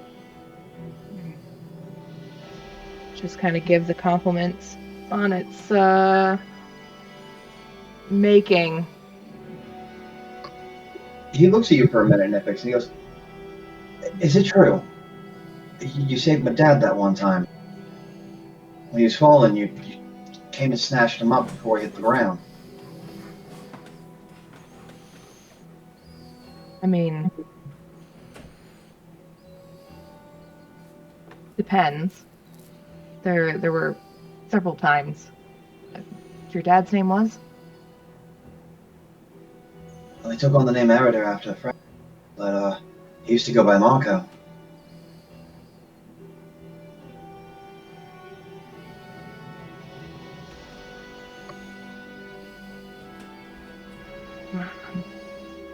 Can't remember exactly. Marco. Well, either way, he said on the house. And thank you. Well, I appreciate it. But it's not how I work, dear. And I'll hand over at least 10 gold coins to him. If you guys get some time, seems we'll be enjoying a race. Won't you come and cheer us on? You'll watch as the two boys take a look back at the Forge Master, and he waves his hand side to side. Basically, they do. They're free to do their own thing. Anything else I can outfit you with while you're here? Maybe your friends are looking for something. I'm sure they can handle themselves.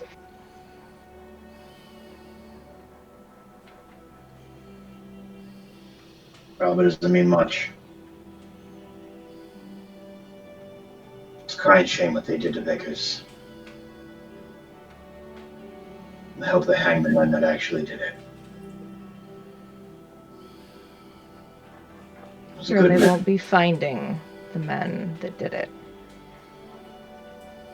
They'll disappear before they can. Well, as long as they disappear 6 feet deep, I don't think I'll have a problem with that. We'll make sure of that.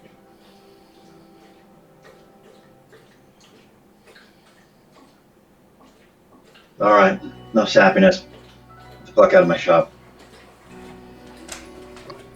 Let's go, Nyphix. And it's at this moment that you realize he was giving you guys, and he never charged you, new armor for Karrith, who, by the way, is that armor is pretty expensive, 850 gold pieces by classification. Okay. He at least kept the half plate, right? Because that's what I handed over on the desk. He made mention to the half-blade to repair the armor for you, if you were interested in it. But he doesn't seem too interested in keeping it either. But he makes the notice, he tells you guys to bounce out. And don't worry about paying me. Heroes don't need to pay at this shop.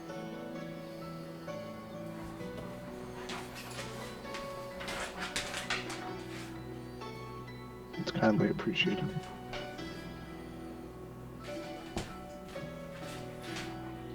And you both are free to wander back out where you like. And here I thought I was going to help you get things, Nyphix.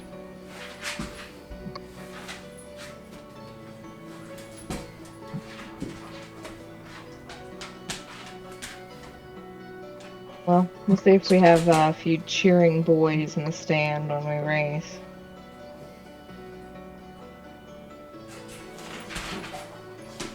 Depending on wherever this race is.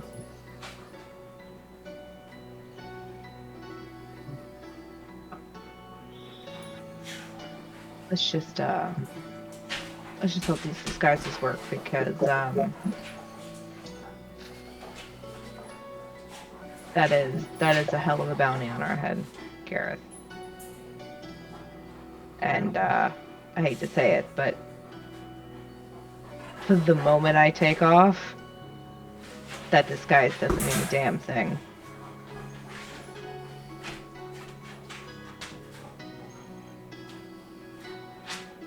I'll do what I can from the ground. Alright. So with that, you guys proceed to get back, and disguises do make the group.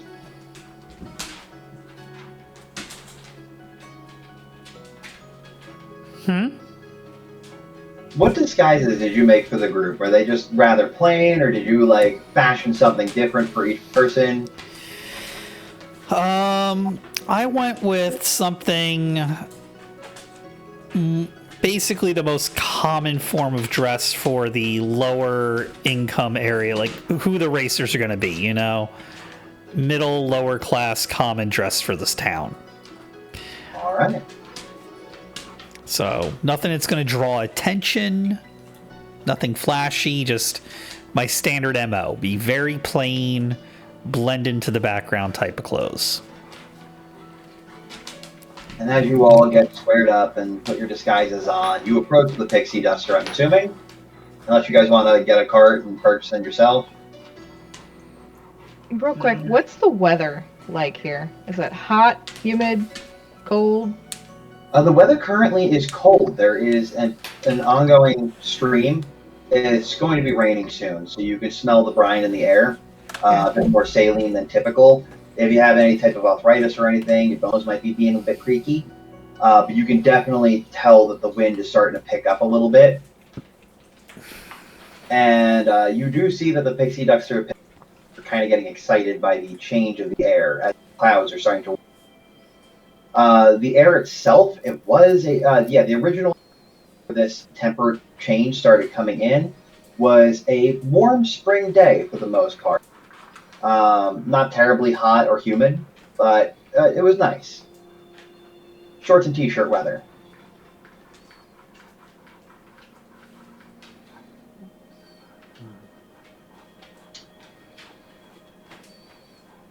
But with that, are you guys approaching the pixie duster, or do you guys want to purchase your own cart and wagon?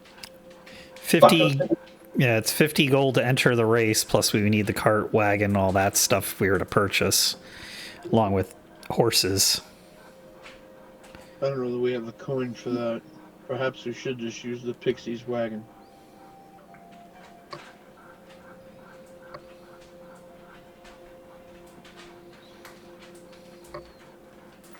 All right. So as you wander up to the pixie, you'll see a couple of pixies flitting around, trying to make sure that their wagon is in perfect shape. You see them installing things on the side of the wagon and underneath the wagon. There seems to be some type of a balloon compartment underneath. And you'll see one of the main pixies. He is extremely jacked in his upper quarters, and his legs are like two little toothpicks. He's got a large, square-like chin, and as you guys approach him, he comes fluttering over you and goes, "Hey, what do you do? What do you want? You looking right?" Yes. I understand you have a wagon we could use. Oh yeah, Pixie Dust always help some new people. Pixie's aren't exactly the greatest at keeping up with you tall folk. But if you're interested in joining the wagon, you can for a price. And the price? Internet's a bit slow today, so I'd say price. You need to finish in the upper two places. First or second? First or second, that's true. And if we should fail?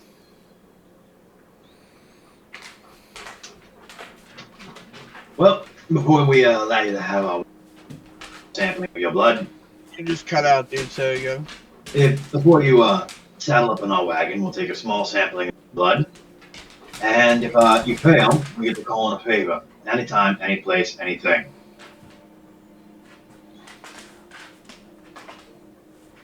And if we should fail to succeed in doing this favor? Well, death is always on the table. Don't quite care what happens to you if you fail at a favor. Okay.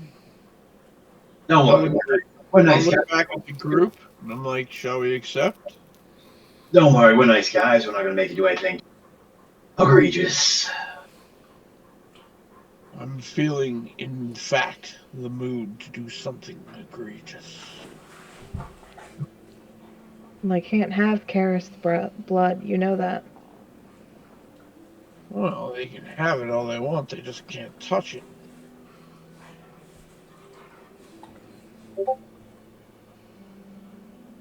And how do you plan to explain that one to them? He's cursed.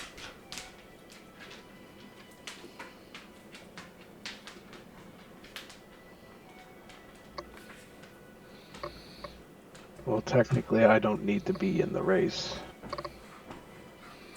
I just have to be where you guys need me to be. Suppose that's true.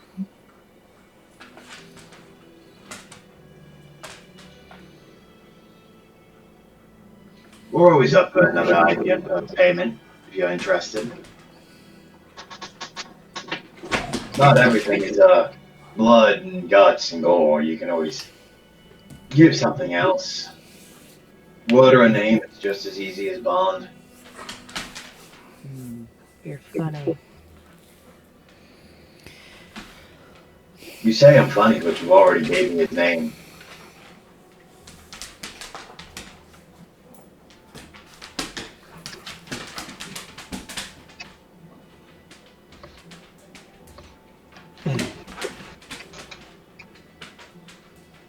Then it is all up to you. Seems I'm already bound. Now, like I said, we're peaceful folk. You have options here. We're more interested in, how do you say, the exposure.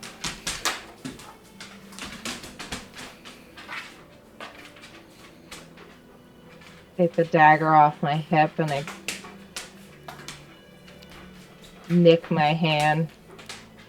Here.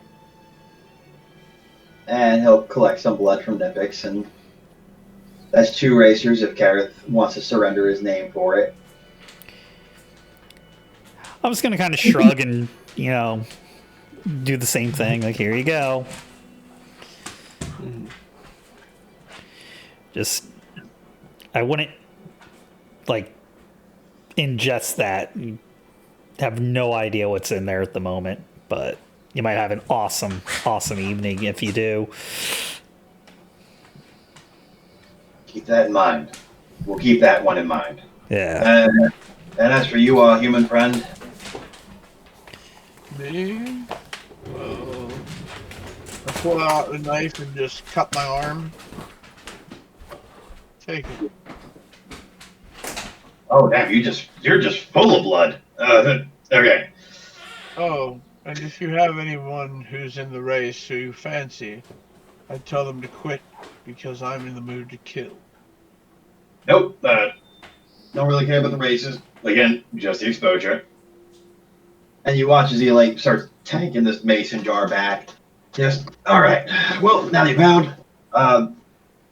4 of you will be going in as the pixie duster. You don't really have a choice in that. Exposure, all that. Let's explain a bit of the race to you. Dogs, man. The race is in 3 parts.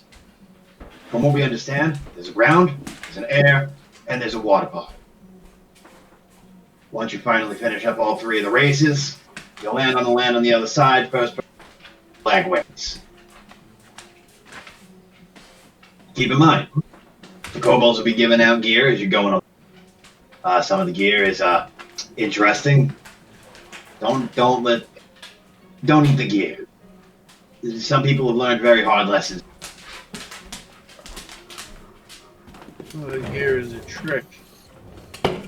The gear is not a trick, but some of it's demons, and you don't want to eat demons. So, you know, you keep in mind with that. They're lesser demons, too. So more or less, they're just really a pest. They're pretty nasty. Right. But so far, there's 5 other members of the race. I think the one that you really need to look out for is the Raven. All right? He's a beast. He gets in there. He knows what he's doing. He's got those bardic talents. He just goes. As for the other ones, you got the Green Thumb. Careful. Bunch of druid people. They do nasty stuff with vines. They might try to latch you to the ground, so keep in mind with that. The Fireball 3000. They like to return fire. They're probably going to be fun if you're requesting for some gratuitous violence, Mr. Man. Steambolt, probably the most modern one ever, but it's made entirely out of nuts, bolts, and metal. You have fun with that knowledge as you please. And the Morning Stars, a new addition, but a bunch of Templars decided they wanted to get into this race. Don't ask me why, but they keep screaming Deus Vult. So you know what? I'm that. Hey, anything you guys want to know from our side?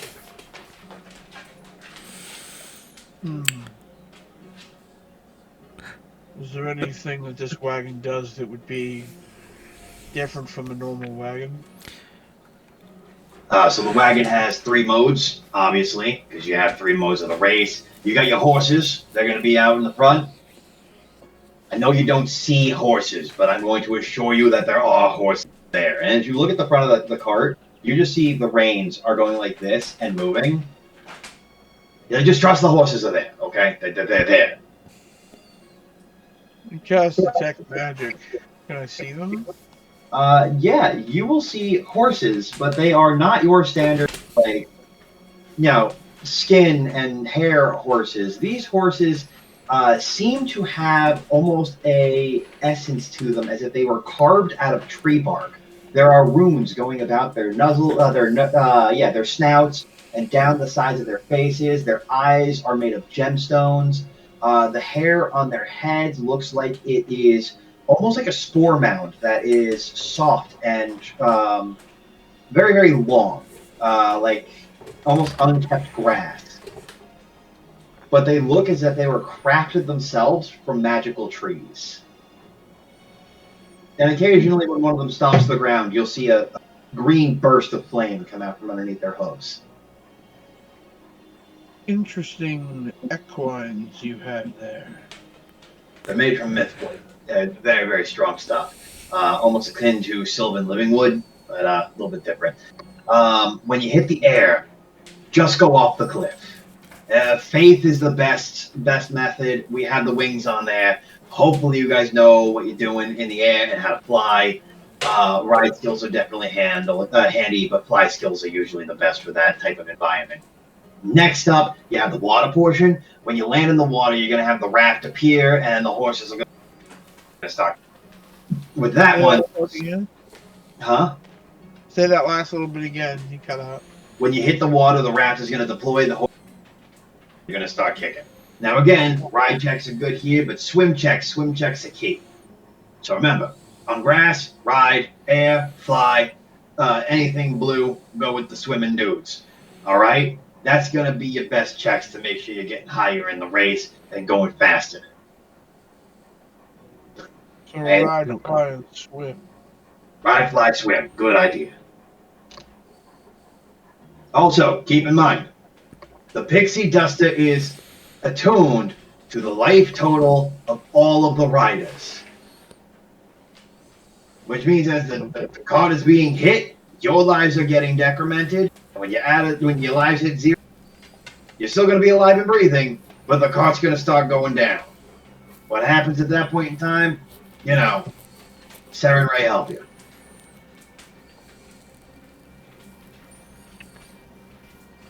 All right. Noted. Which means leveling up to level 4 is definitely important. All right, I'm sorry.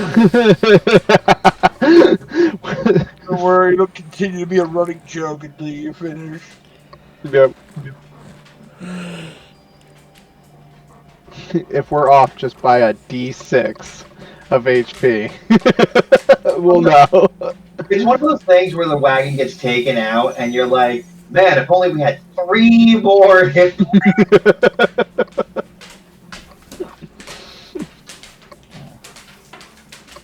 But yeah, any other information that you can give us that you want? Go away. No, I think we got what we How needed. would you say this is against spellwork? Do we all need to complete the race? For Technically, you? well, by rules of the game, only the wagon needs to cross the line. That's what I care about. They care about. That's what makes us the money. That's what gets the people into our shop. All right? That's what we need. We need buyers. And to get the buyers, we need first or second place. Okay. Third won't do, and fourth, go sit and poo. We need that money. Alright. Understood. Now keep in mind, when you win the race, all your winnings are yours. We just want the exposure.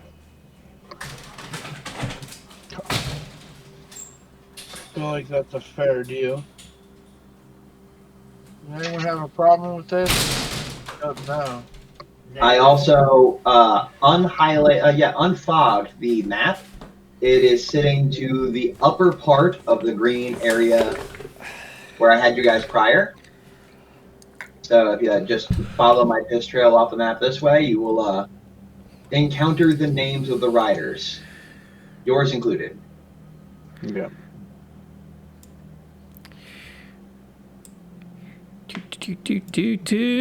Green Thumb, Fireball 3000, Steambolt, Morning Stars, Pixie Duster, and the Raven. I'm guessing the Raven is Kurtz. The Raven is indeed Kurtz. Okay. But you guys got about 30 minutes to prepare. So anything else you guys need to do, get to doing it. We'll see you back here in 30 minutes, and well, then the fun starts.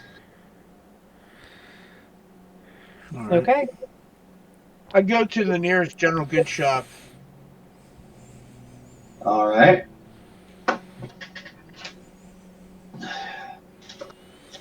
And you will find your nearest pawn shop. Yeah. The lost coin, as it were. That's fine. I'm only here for one thing.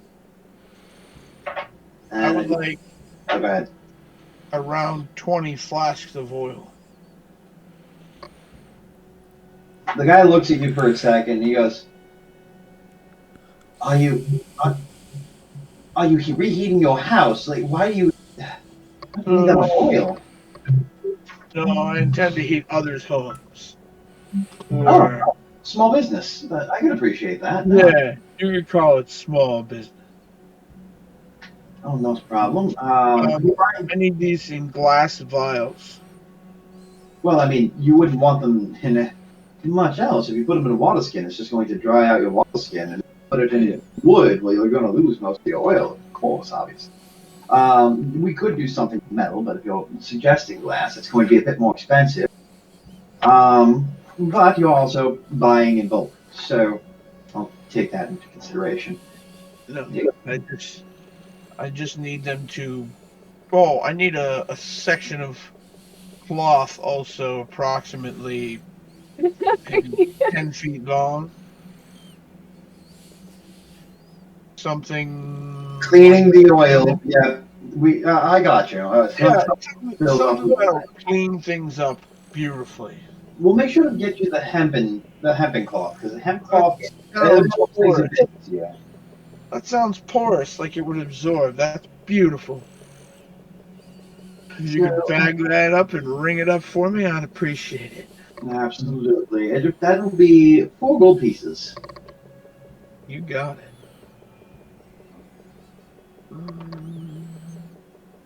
4 gold pieces. Alright, back to the group. All right. Anybody else gathering anything? Yeah. Nah, I'm good.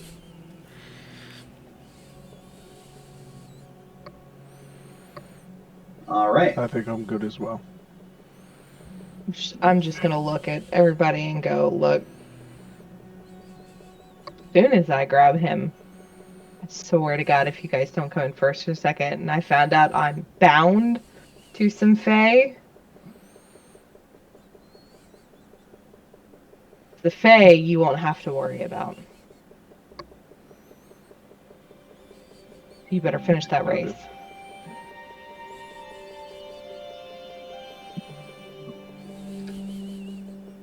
All right. So with that, you all gather your equipment, get on the pixie duster, get used to some of the movements, how to maneuver the wagon as you need to, and begin pulling up to the line. These positions are more or less so that I can do who's in first, second, third, blah, blah, blah. It's going to be very narratively based. So, you have your green, you got your white, you got your blue, and there's like 6 squares for each of it so that I can be like, oh, this person's here, this person's there, and you guys know what's going on where. Speaking of... Cool. All right. So, with that said, as you all begin lining up to the race, you pull in, and you see him, that blonde dwarven motherfucker. You watch him tending to his horses, caressing their manes, babbling, and the spells sinking onto the horses. Don't worry, baby. We're taking that prize. It's gonna be ours. And he looks back and sees the pixie duster and sees you, boy. He goes, do I know you? Do I? Who Who did he say? specifically is he talking to? All four of you. Oh, I was making sure I was on the back with my hood up. Yeah, us? I don't Nah, believe so. friend. Just like you trying to make some money here. Huh. Well, I guess you best be prepared because you're going to be. It's a good day for a race. The winds are going to be tumultuous. Yeah, and I'm gonna hit the button to make the wagon fart a rainbow, and And you can taste our rainbow wind. as you press the button, a plethora of colorful green pixie dust comes out with.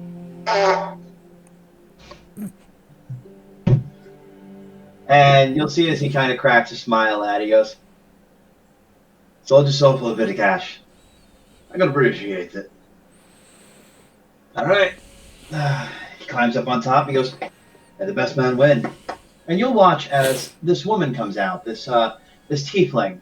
And as she does, she takes a look to the left, a look to the right, and you watch another man come out and slips the guard a couple coins.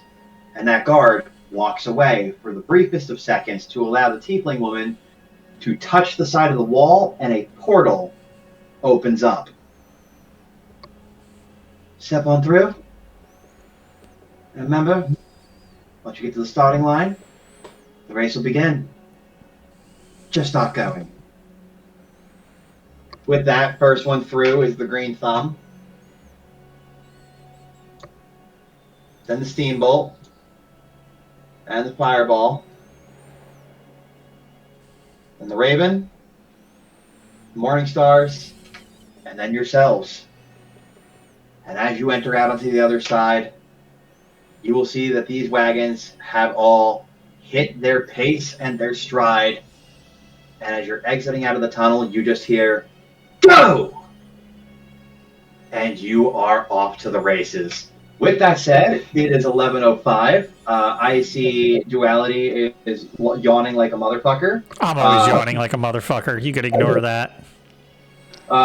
This race can take quite some time, and health all around. So hopefully, we'll all be amazingly good to go next session. And you guys are really keen to hang out for another 2 hours of an eventful stream. This seems like a great cliffhanger to leave off on. Will you get your man? Okay. I was immediately going to destroy somebody's wagon, like right away. You're like, we'll do it next time, and I'm like, motherfucker. I have all these scrolls and all of these Molotovs. Yeah, I do. Say, I'm holding so much anger for 2 weeks. Yeah. We're just gonna see death threats. You The realize general. that amount of bloodlust feels like boiling inside of you, and then the fucked up thing is, it's not even like that because of any specific event. Like, I'm not even talking about D&D, just in general. Fucking, it's like living with a goddamn oven that's on a runaway train, and you can't do anything about it. That's what it's like every day. Blue balled by the cliffhanger. God damn it. Yeah, alright. We'll get him next time. Hey, maybe by this time, next time, I'll actually remember what the fuck we're doing. Depends on how faded. I'm faded. Like, always. He'll come back specifically knowing there's a mass amount of violence getting ready to happen. Something Yeah. I advise for this is some strategy. Figure out who has the